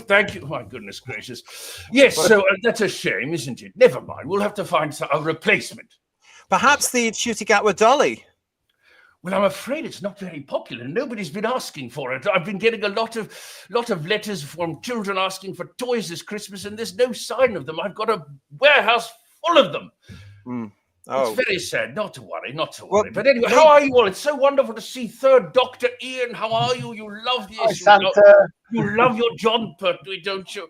I do. Yes, indeed. I hope you're enjoying all the Doctor Who gifts I've given you over the years. And then, of course, there's lovely Paul. Hello, Paul. How are you? Hello, Santa. Can I have a bite, please? I'm sorry?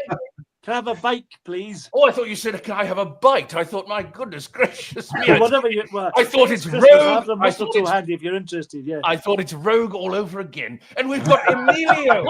Emilio, how are you? Hi, Father Christmas. Can I put one question for you? Did you get Shooty Gatwa a load of tissues, a box of tissues, yeah? I did. I've sent him some Kleenex. We get Kleenex in the North Pole. You get Kleenex? Oh, lovely. There? Good to hear. Good to hear. I don't want anything. You should make sure you get the tissue to him, okay? I will. If you just join us, we're talking about crying. We are. Yes. Other tissues are available. Listen, Father Christmas, can I just say a huge thank you to one of our Who viewers who's just given us a super chat. It's Hugh Janus. I know he's on your good list this year, isn't he? He is. What's his name again? Hugh Janus. My goodness, that's unfortunate, isn't it? I think his parents lost a bet. Well, he's given us a super chat, Father Christmas, to say they keep hinting at a doggy doo-doo ending on the next Doctor episode, which is on Christmas Day. Dearie me, a doggy doo-doo ending. Well, I've heard this. I mean, it's a wonderful program. It's been around for so many years, but I've heard it's not as popular these days. Well, no, I'm afraid it's not. It really isn't. That's a shame. Look, there's my friend George. Hello, George. How are you? I'm fine, thank you, Father Christmas. How are you? I'm very well, thank you. I always enjoyed your letters. Thank you. Did you get my letter asking for tickets to see the 7 Keys to Doomsday? I did. Did you enjoy it? I did. It was like I went to see it yesterday. This wasn't really. Well, George is a wonderful fountain of knowledge, isn't it? And of course, the lovely Kirsty Yasu. Yasu, how are you, my dear? How are you? It's so good to see you. Oh, my tinsel is falling off. There's nothing worse. Oh, dearie. What would you like for Christmas, Kirsty? I would like a pony first, but also a very nice new series of Doctor Who. But I think the first one you'll be able to do. I heard the pony. What was the second one? I would like a new season of Doctor Who, which is really, really good. I'm afraid there's... Can we get a new series of Doctor Who? No, that's a no. Sorry about that. Listen, Father Christmas, we do have a question for you from our Who viewers in the chat. Yes, Pikehead1 wants to say, Santa, I've been a good boy. Now, where is my skateboard? Well, Pikehead, now, if just assuming from the demographic, from the analytics, I'm assuming you're a straight white gammon, as they say. And I'm afraid, I'm up with the lingo, JT. I'm up with the lingo of the kids. And I'm just reading your analytics, and if you're over a certain age, I'm afraid you look a little daft on a skateboard. But I'll see what I can do. They make a nice serving suggestion, don't they? You can roll them along the table with your little dough. We've also got Domgo speaking to you, Father Christmas, who's saying, "Hey Santa, remember to bring me a Shooty Gatwa dartboard." Oh, no, that's not very nice, Domgo. That's not very nice. I couldn't find one that had any clothes on. I'm sorry. And we've got Lee Smith here with. Oh, sorry, it's your show, isn't it? Yes. Lee Smith is asking, "Dear Santa, can you send the elves around to sort out RTD?" Well, I think he might enjoy that by the sounds of the literature, but by the sounds of what he's been putting out there, so to speak. It's an interesting program. What's this? Tim Kiddens. Tim Kiddens. Could I read this one? Yes. I'd like a 1981 TARDIS tint, please, Santa. I'm afraid the polyester has disintegrated on those. We had a stack of them in the warehouse. We had to recycle them, I'm afraid. Yes, I'm so sorry. They've all gone. It's a long time ago. Sorry to bring the mood down. But we're all young at heart here, aren't we? We're all whining and moaning like a bunch of whining, moaning people. I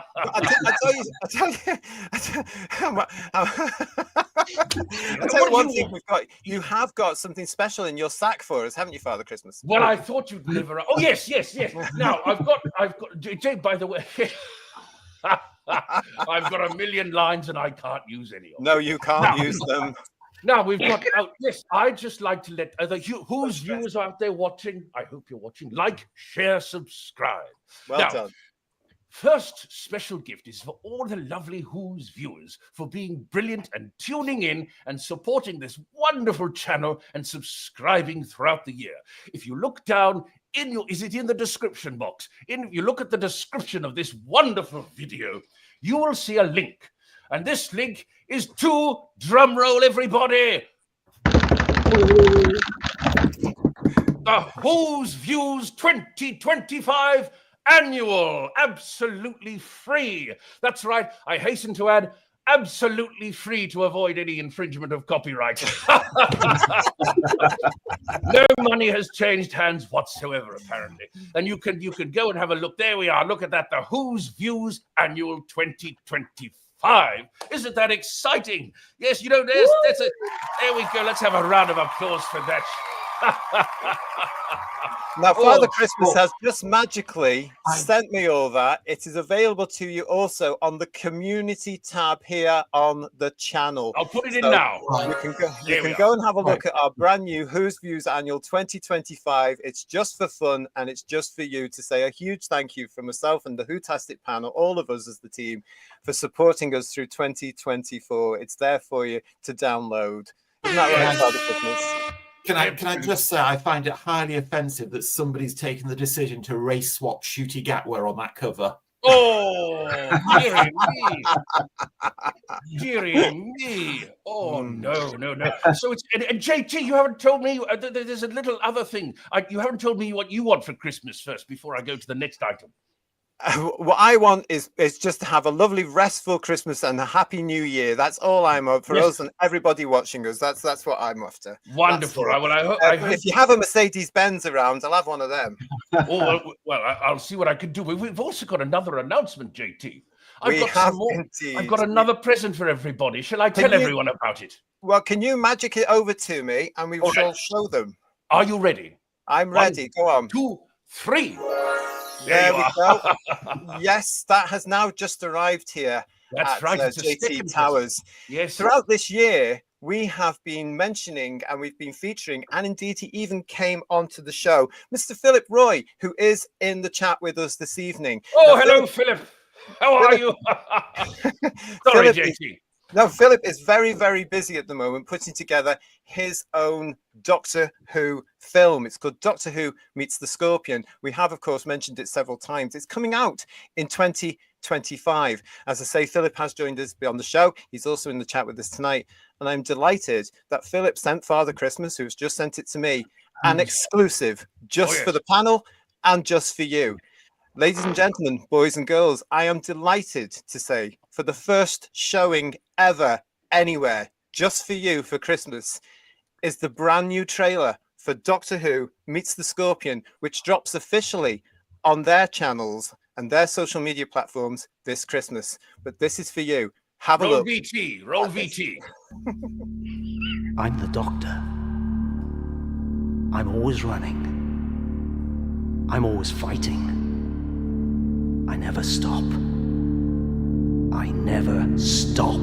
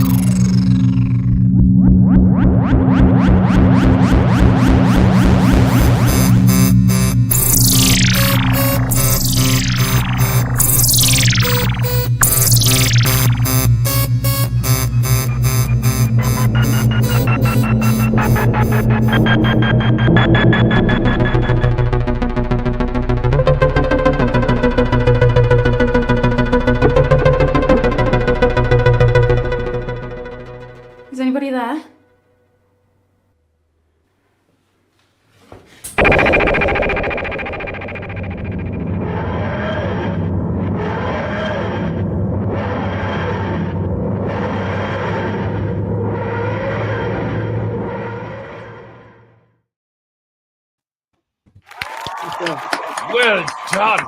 Well done, my word.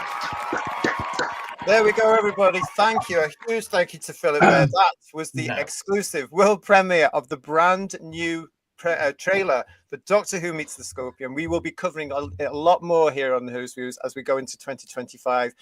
But what did you think, guys? Let's do a quick review on that Santa, trailer. can we have that on BBC One, please? I'll do my very best. Now on the big screen in colour. Yes, I think it's wonderful that as everything else falls to pieces, a la like it did in 1989.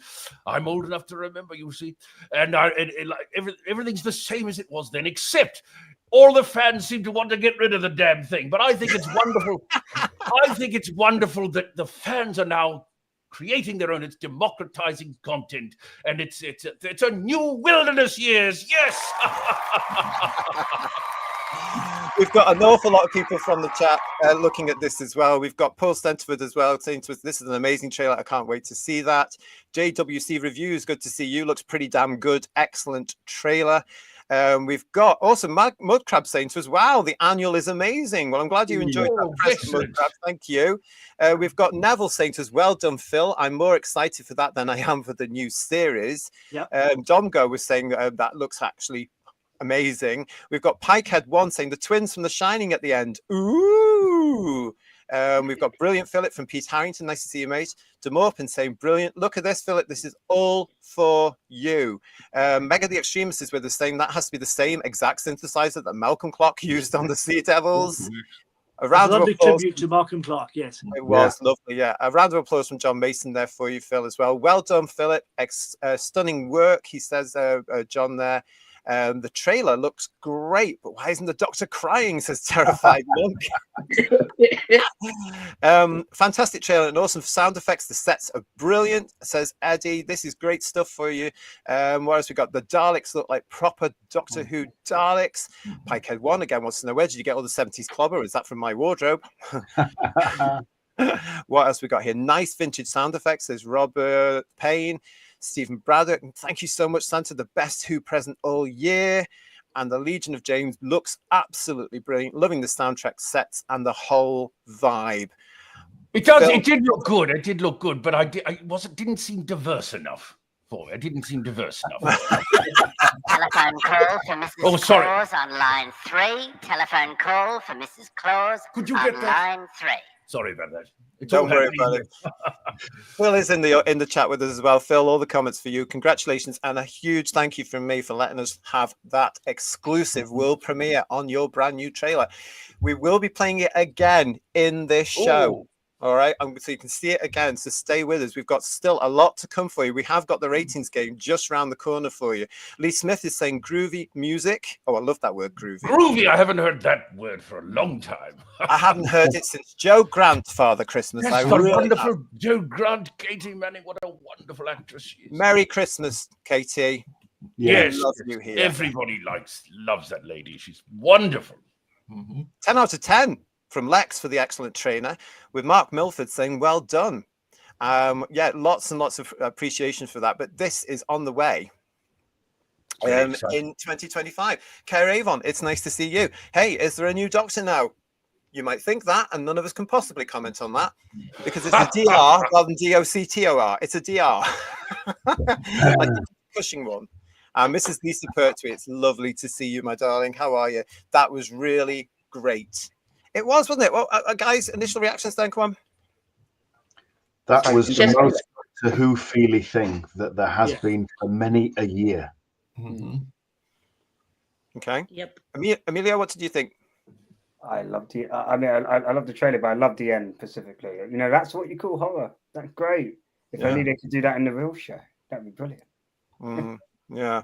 Well, we've got a lot to look forward to on this, of course, because we will be reviewing Doctor Who Meets the Scorpion when it's available. We will be back here to talk about it, just like we would do with all our other review shows. So, yeah, absolutely. So excited about that. Well done, Philip. Well done. Well done. Well done. Yeah. And Mudcrab is saying, I missed out most of the trailer because I was reading the annual. Well, don't worry. I am playing it at the end of the show. That's the other thing. You know, 2 presents there for you from Father Christmas. Thank you so much. Yes, absolutely. Enjoy that annual. As I say, absolutely free. absolutely free. So he's making it very clear, everybody. It's absolutely free. Yes. Sorry, what was that? Oh, don't worry about it. I heard one of your L's there. I'll show this again. Not only have we had that fantastic trailer, which we will be playing again as we leave the show later on, but we have also got for you from all of us the Who's Views Annual 2025. You can get it on our Facebook page. You can get it on our Instagram. You can get it on the community tab here on the channel. And the link is in the chat for you as well. It's available for you to download now, free of charge. Third Doctor Ian, George, Paul, Kirsty, everybody has put something in there. They've worked really hard on this as well. And I've got some nonsense in there as well for you. So enjoy. It's just a bit of fun from us to you to say thank you so much for supporting us over this year and for subscribing. If you are new to the channel and you haven't subscribed, please do subscribe. If you have subscribed, please make sure you are still subscribed, because yes, for some bizarre reason, YouTube still are unsubscribing our subscribers, and I don't know why. It's an algorithm thing. Oh no! But there you go. Make sure you're there. I do have a question that Father Christmas you might want to answer as well, and it's this one from BBC Studios. Oh, what do you? The Doctor is in, and he's answering your questions about all things Doctor Who on a new video that's been released for this weekend. Well, he'd know, wouldn't he? Well, yeah. Well, one of the questions he's been asked here is, "What is your favourite thing about being the Doctor?"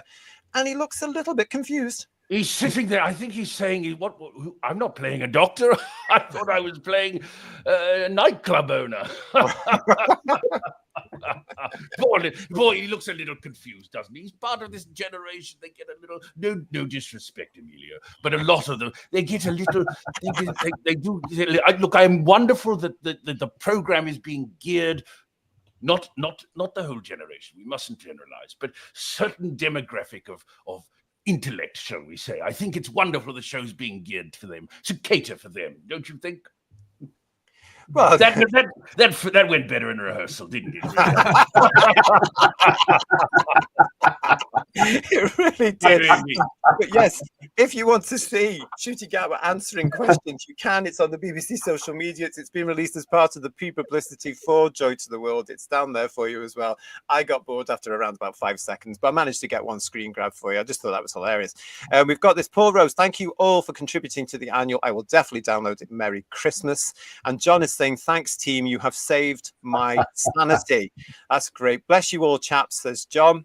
Thank you, John. Domgo, thanks all. It's a lovely prezi. And Lee's saying, tickle that like button. I hope she's talking about the show. I don't know what you're speaking about. Thank you. So Eddie, thank you for the annual, guys, and the lovely Kirsty. I shall read it after the show. Please, yes after the show is a good idea. We've got lots of stuff still coming through. Gore Vidal, nice to see you, mate. Suspenseful, eerie, and dramatic. That's just us. Something that's been missing in Doctor Who for years. Well done to Philip. That was, I'm so pleased you like the 2 presents that we've arranged for you here. And I say Philip Roy is the Doctor, says Stephen Braddock. Yes, indeed. Yeah. What else we got here? From another dimension. Philip is saying to us, too many lovely comments to reply to, but I've read every comment and I'm very grateful for the support and love for the project. Yeah, I do like your box, Philip. Moving on. It's a very, don't you think that blue box was very nice? It's a beautiful box, Santa. It looked very accurate, didn't it? Yes, Santa, when that shot came up, I instantly thought, now that's a thing of beauty. Because I remember London in the old days when police boxes were all over the streets, and I remember them looking nothing like that original BBC prop. but that looked lovely. Yeah, we will be getting Philip back on at some point in the new year as well, when he isn't as busy, to preview it as well as review it as well. We'll talk to him a little bit more. Let's talk more about his box in that one, if you're pardon the expression. Yeah. I love that cover to the annual, says Stephen Braddock. And Peter Harrington saying to us, can we get the annual in Woolies? It's a nice touch. Who's Views. Finally, an annual for us big kids. Absolutely.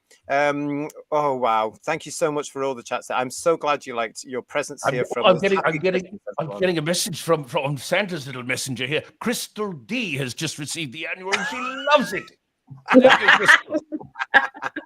Did she read it at twice speed, Santa? Yeah, she just went through it very quickly, but she loved it. Oh, and there's another message from a B Cook. He said he's ripped out half the pages and he says it's better now. This does not surprise me at all. But thank you so much for all your comments. We've got loads of you joining us. Chris Graham is saying about the trailer. The trailer was more the Doctor Who we know of old, and I'm excited. Isn't that wonderful? That's what we want. We want more excitement back, don't we? Andy's Vinyl is saying thank you for the annual. It's a lovely present. And Ryan is with us. Ian Metrison, Merry Christmas to JT and the boys and the girls as well. But gender is fluid, isn't it, these days? I thought. Yes. Lee is back with us. He's saying with us better than the Gatwa and. That's a typo, don't you? Probably not. No. I hope so. Dear me, curry sauce all over. Anyway, never mind. I'm gonna say specifically to Rose. Is that a hardback?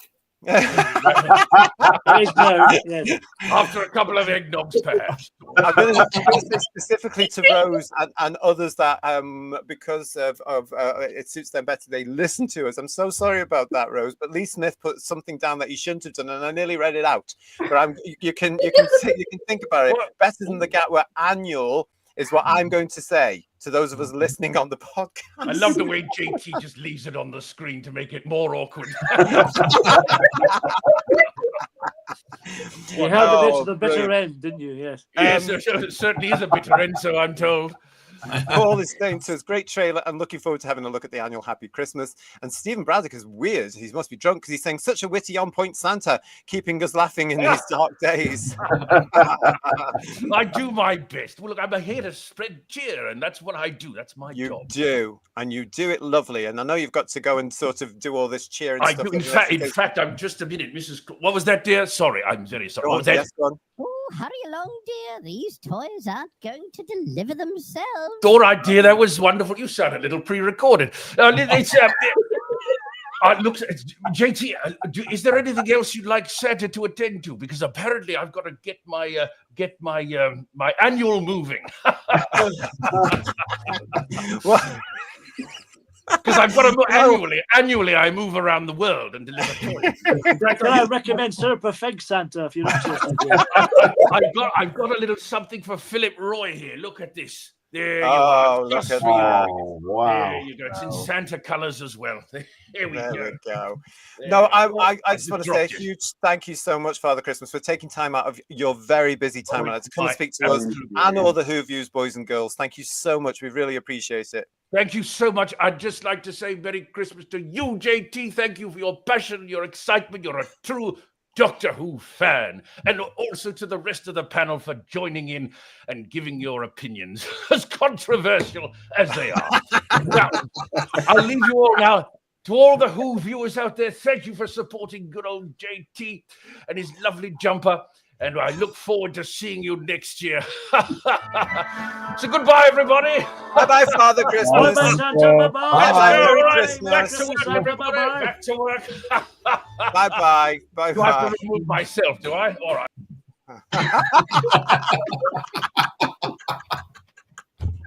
Well, there we go. I hope you enjoyed that. Thank you. A huge thank you for Father Christmas beaming into us from the North Pole with two.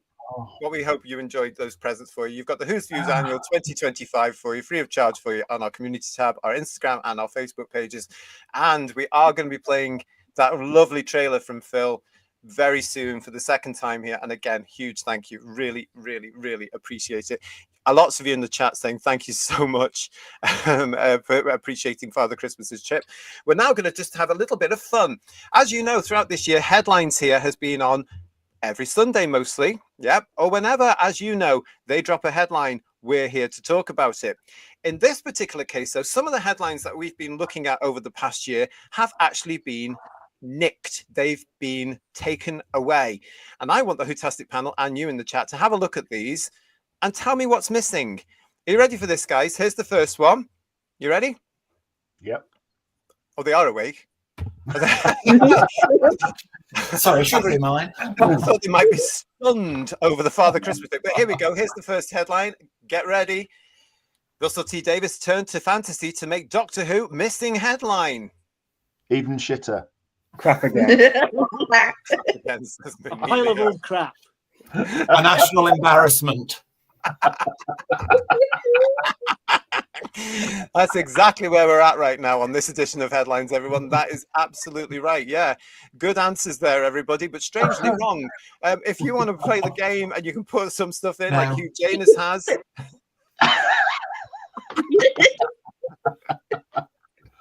Garbage is saying more diverse. We've got. Oh dear! I wish I don't know if I should have started this.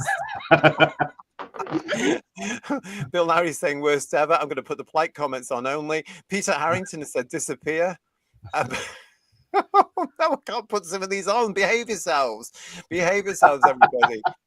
Lex is saying woke trash. Yep. Okay. That none of them are right, strangely at all. But thank you for your answer. This one was it was yes. Russell T Davis turned to fantasy to make Doctor Who think harder.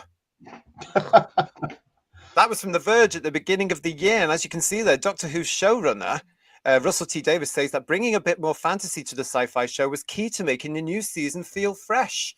How was that for you now, RTG, with hindsight?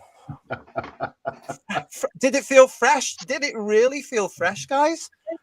Like an unflushed toilet. Very smelly. Yeah.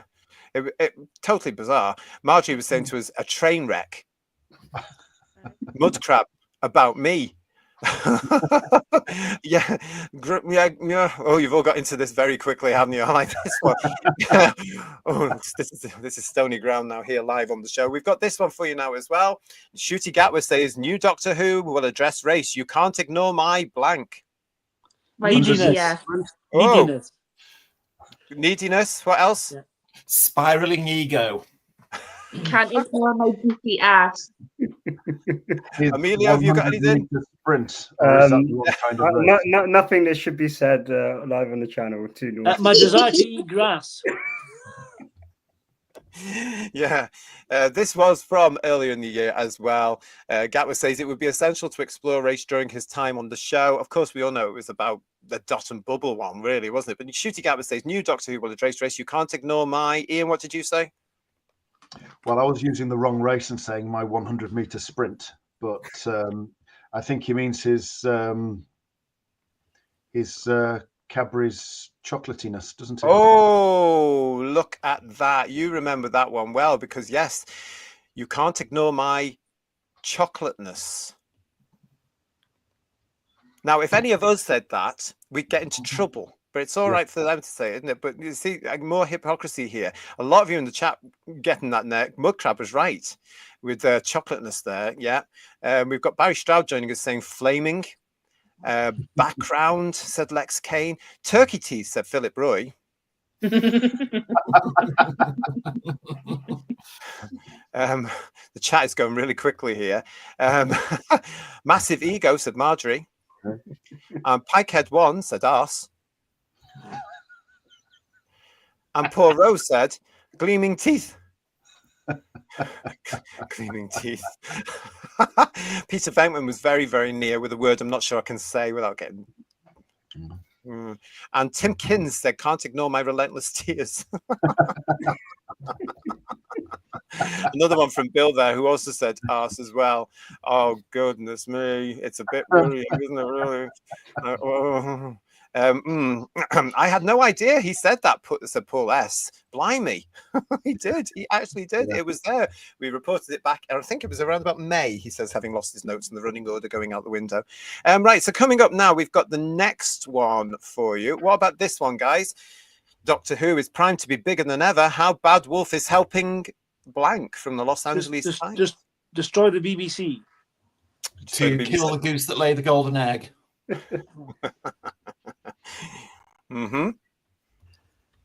Any more? Crap harder. Yeah, that one. Yeah. It's helping to go woke, go broke. Yep. Lee is telling us bury it. Simon L. Sod all. Garbage in the chat is saying to us, oh, it's the chat. Oh, mental health from John Mason. The chat is going so quickly. Garbage said to go backwards. Restore season 7. And I like this from Pikehead 1. Old women across the road.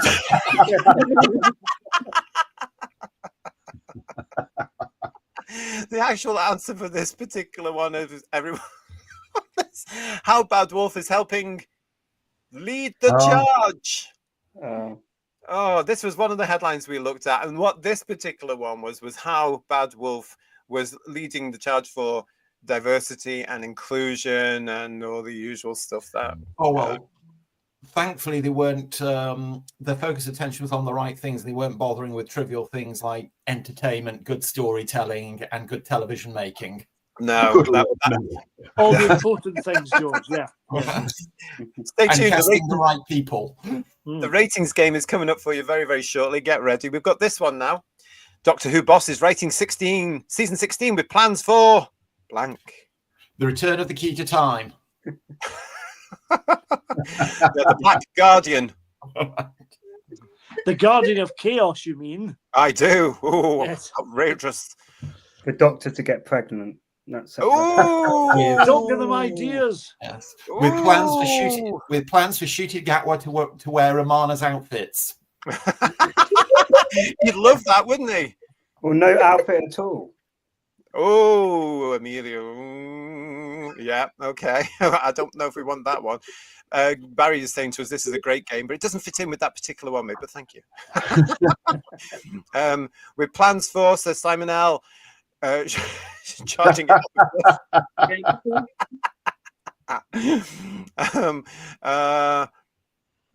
making it, says Timkins.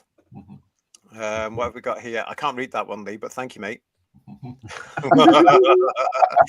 this one as well from Rick Storm. Mark Reeves is saying with plans for cancellation. Lee Smith, he's also saying that. And Mark Milford saying contribute to unemployment. Domgo is also saying cancellation. Infinity says Bill Lowry. This is brilliant. And Derek Hart is saying, we need Who's Views on Christmas Day. Only thing is decent to watch. Stay with us. Stay with us. Nothing, says Noel Thrussell. And Gilliam is saying, season 17. Tim Kins is also saying there with plans for a new Doctor. Ooh. The actual answer to this is spin-offs. I preferred yours, actually, everybody. Really, really did. Here's another one for you then. Doctor Who Dot and Bubble review. Russell T. Davis goes all woke. Flattered. Predictable.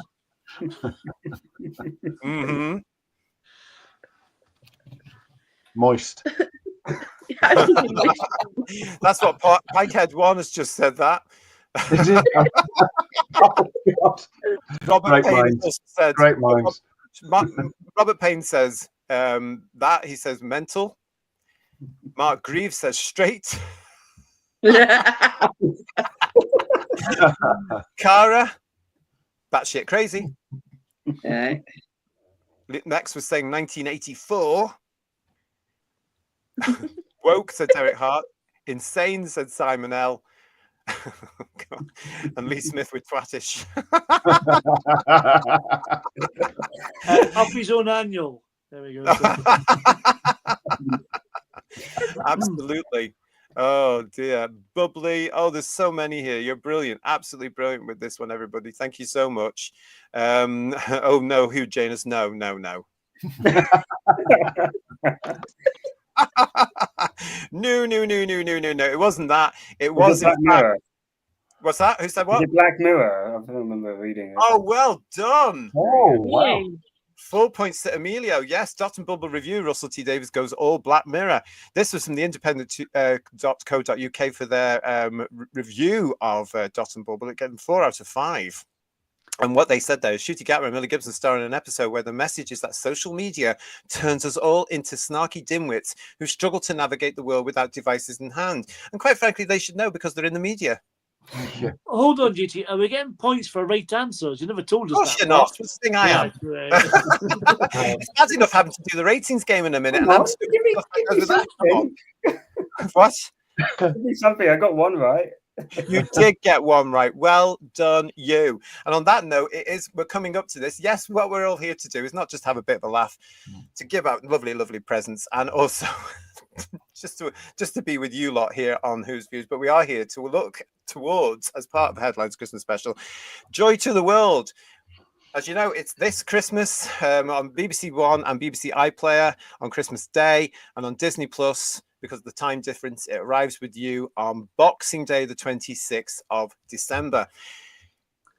As you all know, if you were with us for this year's season reviews of Disney Who, it didn't do very well here with us on the panel. In fact, it got the worst scores on the TARDIS doors in Who's Views history. Now, we've been going for over a year. We're very nearly at our second year. And these were absolutely ridiculous. Space Babies, out of 50, Space Babies got 3.5. The Devil's Cord got 4.5. Boom got 21. 73 Yards got 29. Dot and Bubble got 19. Rogue got 6. And The Legend of Ruby Sunday got 25. And Empire of Death got 6. The marks were out of 50 because there were 5 of us on the review panel looking at these episodes. And yeah, I think you'll all agree, absolutely awful. Yep.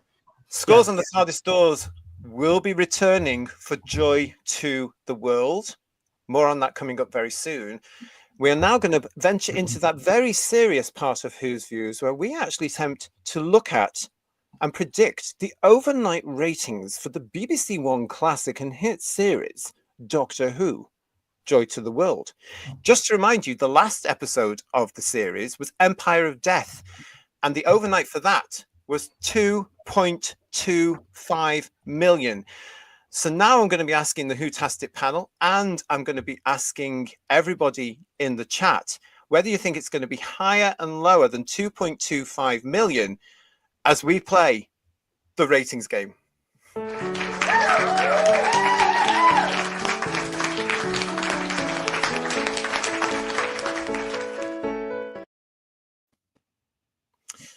Now, it doesn't matter whether or not you're going to be here or not, George. Whether you're going to be watching it or not, George, you are going to be asked for your credit. So I'm going to start with you, George, as new to this on the ratings game tonight. Oh, hang on, where's my bit of paper? There it is. I need to know what you think it's going to get ratings-wise for the overnight. I would watch it, but it's a tradition with me at 5 o'clock on Christmas afternoon. I'm pushing burning matches under my fingernails, so I just can't watch it. Yeah, it's a shame not to do that, wouldn't it? Yeah, I have to say. Yeah. I think by virtue of the fact it is on Christmas Day, it will be higher. But 5 o'clock is the graveyard slot for Christmas Day scheduling, so I don't think it's going to break any records. I think it'll be lucky if it breaks 4 million. George making his debut and losing his cherry here on Who's Views with the ratings Better late than never. Is saying to us, what were you saying, sorry? I don't know, I wasn't listening. I think it will do higher than 2.25 million, but I think it'd be lucky to break 4 million. George is going for a huge 4 million. I'm going to go now to Emilio. What is the best dressed man on the streets of London 2024 into 2025 thinking for Joy to the World? I think it's going to be lower than 4 million. I'm going to say 3.6 million. Emilio. Best dressed man on the streets of London 2024, 2025, take that. Gatwa is going for 3.6 million. Can I just quickly ask, is it available on the iPlayer from midnight on? We don't. No, it's that's not. a good question, but we don't look at that. We look at the overnights only on BBC One, but it will be on the iPlayer. I was just thinking 7 o'clock. Yeah. Okay, because if it isn't, that might help bump it up a few thousand. Actually, no, it's at the same time, isn't it? It arrives on the iPlayer at the same time, doesn't it? 5 o'clock. Don't know. But it's not at midnight the night before, though. That's no, what it's not the question midnight is. If it's not available previously, that might help bump it up a few thousand. I think it goes on. So you're saying 4 million anyway, so you can't change your mind. No, I'm not changing my mind, but just good. We will now go to Kirsty, the lady of the chat, with her ratings game answer. I am going to go lower. It's the graveyard shift. B, there's a lot of people like us that can't be asked. And C, at 5 o'clock, you're usually comatose to sprouts and on the lash. So I am going to go for 1.5. Wow. Kirsty is going for what I would term a more realistic 1.5 million. Or, as that sort of figure's known in television circles, cancel it.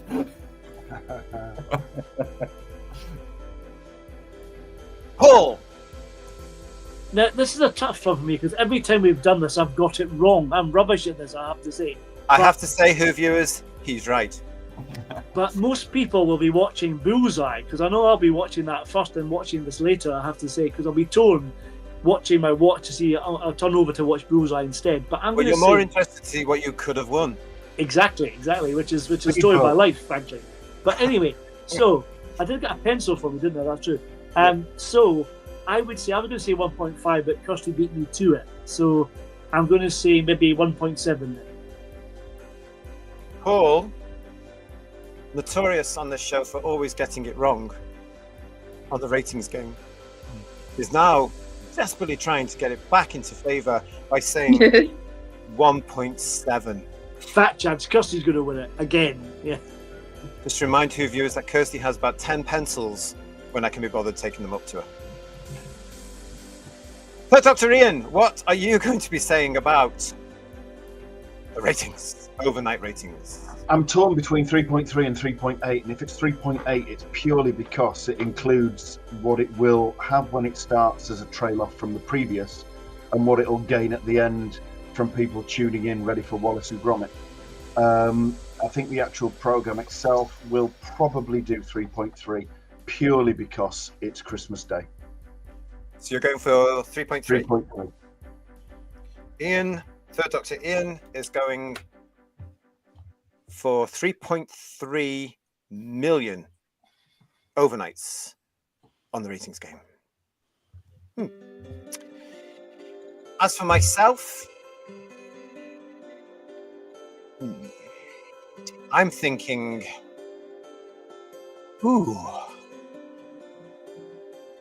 I am determined at some point to win with this show getting under 1 million.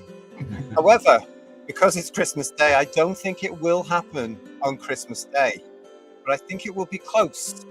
So I'm going to go for 2 million. That's 2 million. Well, the ratings game is back. Thank you for that. Let's go and see what they're saying in the chat.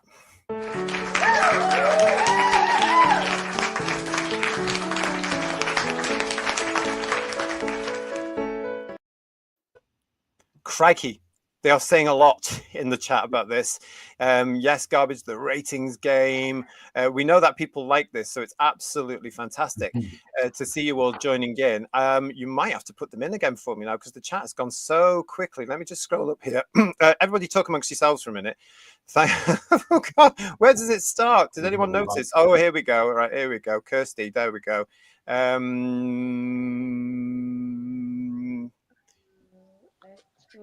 I've got here with Bill. Let's start with Bill. Bill is saying less than 2 million. Okay, thank you. Don't forget the results of this, whether or not we were right and who's won the ratings game, will be on our Joy to the World review. Okay, we've got that here. Simon L is going lower. Paul Thomas Ashworth, 2.3. Robert Payne is saying it will be higher by a little. than the last episode in the series, Empire of Death. Derek Hart, less than 1 million. Okay. 1.2 million, says Lex Kane, and lower. Eddie is saying lower. Rick Storm is thinking along the lines of you guys are thinking 3 million, but only because they're watching Wallace and Gromit. Matthew Pounder, 2 million. Paul Schlufter was saying, yeah, I think higher. Cara is thinking lower. And Hugh Janus is saying 1.9. Ooh, that's near what I said, copycat.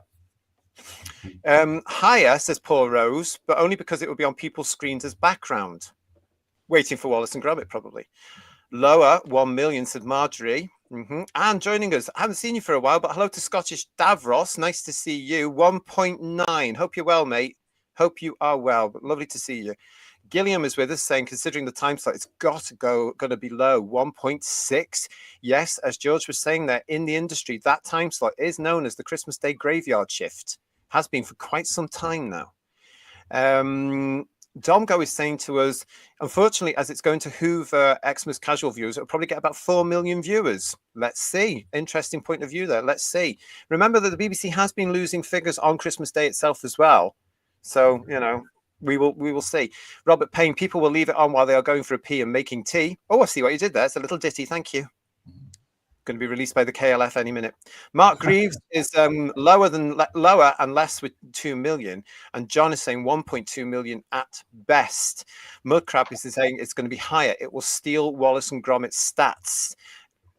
What's it coming after? Is it Strictly Come Dancing? Yeah. Which has been slightly controversial again already, hasn't it? Because of the drag queen. So, yes. There's a drag queen in it, everybody, and the rumor is he wins. Woodhouse 122 says higher, only due to Strictly and Wallace and Gromit. Thank you very much there, Woodhouse.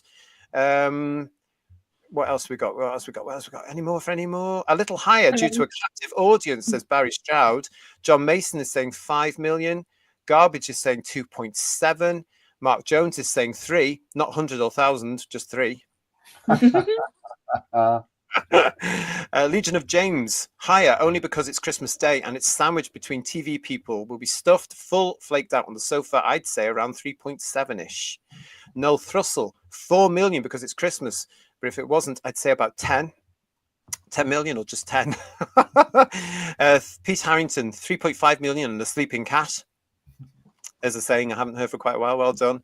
It will be the worst rated special, says Matthew Pounder, like last year. George, you're ever the optimist, says John. And Paul Rose is also saying to you, don't worry, George, we'll have a look around for your cherry. Oh, that's long done down. Anyway, Philip Roy is saying that higher, around 4 million, only because Bullseye is a repeat on ITV. Oh, it's a repeat, is it? Oh, I see, right, yeah. Well, it's not, is it? It's the brand new one, Philip. It's the launch of their brand new series, isn't it? It's with the new guy and the new speedboats and things you could have won and stuff. What will be interesting, though, is how Doctor Who fits into the Christmas special lineup, because there's so much on, and whatever it gets is probably going to be at the bottom, isn't it? Yeah. I just looked at the figure last year, and it was 4.7, and it was on at 5:55, or basically 6 o'clock, so an hour later in the schedule, and also it was a new Doctor, right? So yeah, automatically, and they hadn't seen season 1 by that point, had they either? So yeah, exactly. I think the most telling thing will be to see what the ratings look like in between the Strictly Come Dancing show and the Wallace and Gromit, because if it goes Strictly Come Dancing, Doctor Who, Wallace and Gromit, people have actively turned off from it, not just not watched it, they've actively turned their backs on it. Absolutely. Yeah. Don't forget, on Headlines after Christmas, we will be doing our rating analysis with Bedouia. So make sure you're subscribed and you stay tuned for that. Lots to talk about after this episode on Headlines. Don't forget that. Andy's Vinyl, 3.8 million, only because it's Christmas Day with a trapped audience. And Mudcrab is saying to us, sorry, there's a picture of Caroline John's legs in the annual. What was the question? 2 million tops. Question is 2 million tops, says Lee Smith. And a friend of mine would be very interested to hear you say that. Yes, thank you very much. And happy Christmas to Raymond. And Cara Hughes is saying 2.5 million. Oh, whoa. The Notwees will see it and hate it, says the Clive calculator. Well, obviously they did last Christmas because it got 4.7, as Amelia was saying, on the overnight. And they didn't come back for the May series. So they made a decision on Christmas last year and switched over or off, whatever they were going to do. Stephen Braddock is saying, I'm going to go with 2.5 million. What else? Any more for any more there as well? Right. Okay, we've got Hugh Janus, 5 p.m. Christmas, the snoring and farting hour. It is, though, isn't it? I mean, that's the thing. 2.25, I reckon, says Neville. Eddie is saying 2 million. I reckon 2 million as well. Any more for any more? Ooh, Have we got any more there?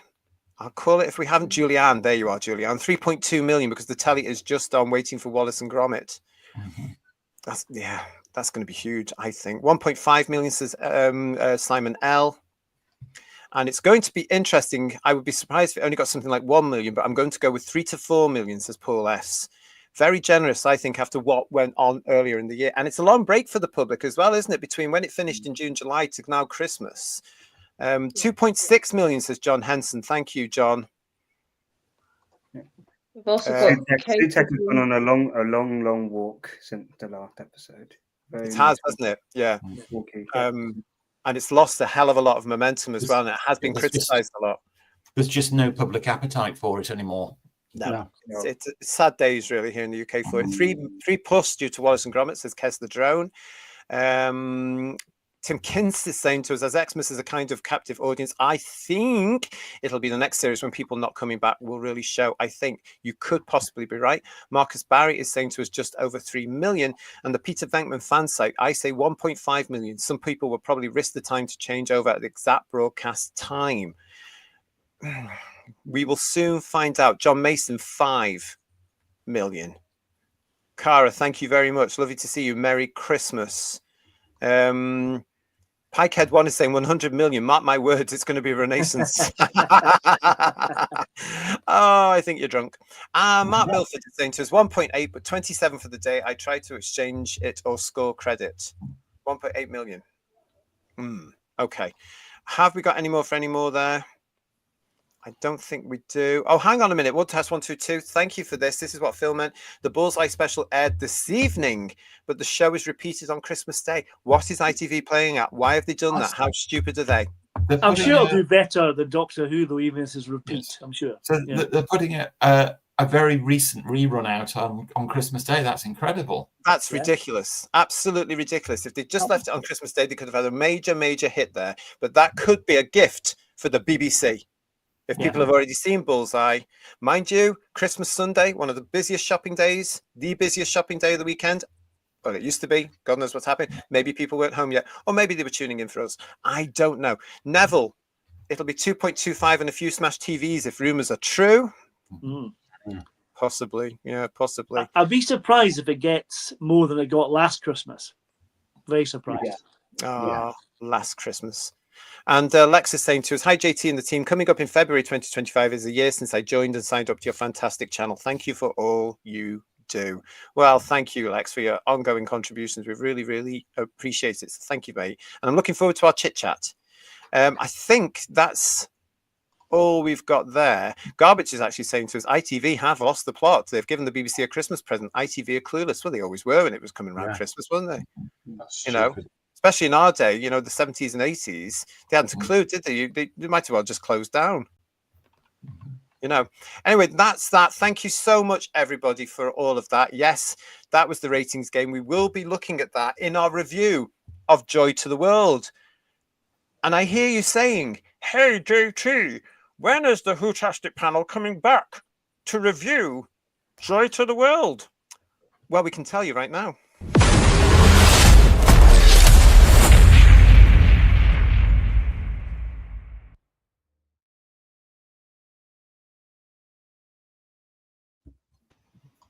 We will be here live on the channel, 8 o'clock on Boxing Day night. I always find that a really silly thing to say.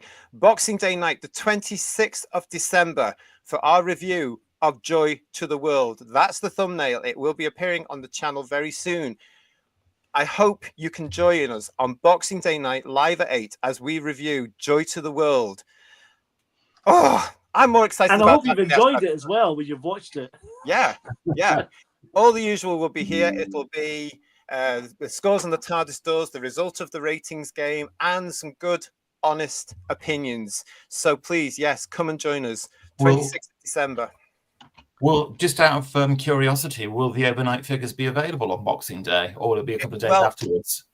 They might be available on Boxing Day. They might not, but that just gives us an excuse to come back if they're not with the headlines. It's all in the plan. Well, if it's not, we will get there. Don't worry. But come and join us, because we'll all be here for you on Boxing Day night. And I know some of you are going to be very pleased about that. So thank you for joining us. Well, there we go, everybody. That has been your Headlines Christmas special for 2024. I hope you've enjoyed it. I want to say a huge thank you to Third Doctor Ian, to Paul, to Kirsty, the lady of the chat, to George, and of course to Emilio for joining us. I hope you've enjoyed the show, everybody. Yes, very much. Yeah, very much. Yes. I enjoyed meeting Santa Claus again. That was lovely. Yes. Yeah. I want to say a big thank you to Father Christmas for joining us as well, live from the North Pole. How fantastic of him to do that and give up his time for it. Again, a huge thank you to Philip Roy for the exclusive of Doctor Who Meets the Scorpion trailer. That is coming up for you again in just a couple of minutes' time. I also want to say, of course, a huge Merry Christmas to all of the panel, but I also want to say a huge Merry Christmas to all of you at home. Yes, this year has been fantastic for our channel. And I want to say thank you for all the support, all the emails, all the comments, and for subscribing to the channel. It's been amazing. I'm absolutely delighted. Of course, we're not finished yet. We have our Joy to the World review on Boxing Day night, live at 8. Please come and join us for that, as we are either crying or laughing. But yes, come and cheer us up if we need to be cheered up. But yes, I hope you enjoy the Who's Views Annual 2025. That is available now on our Facebook page, on our Instagram page, and of course on the community tab here on the channel. What more can we say apart from all of us? Merry Christmas, have a great time, stay safe, and we will see you hopefully on Boxing Day night at 8 o'clock for our review. So from me and the panel, here we go again. 2025 will be the year this film appears. We've shown it in the show already, but you're going to get it again now. Thank you again to Philip Roy for this exclusive Doctor Who Meets the Scorpion trailer. From all of us, we'll see you again soon. Merry Christmas. Good night. Merry Christmas, everyone. Bye-bye. Merry Christmas. I'm the Doctor. I'm always running.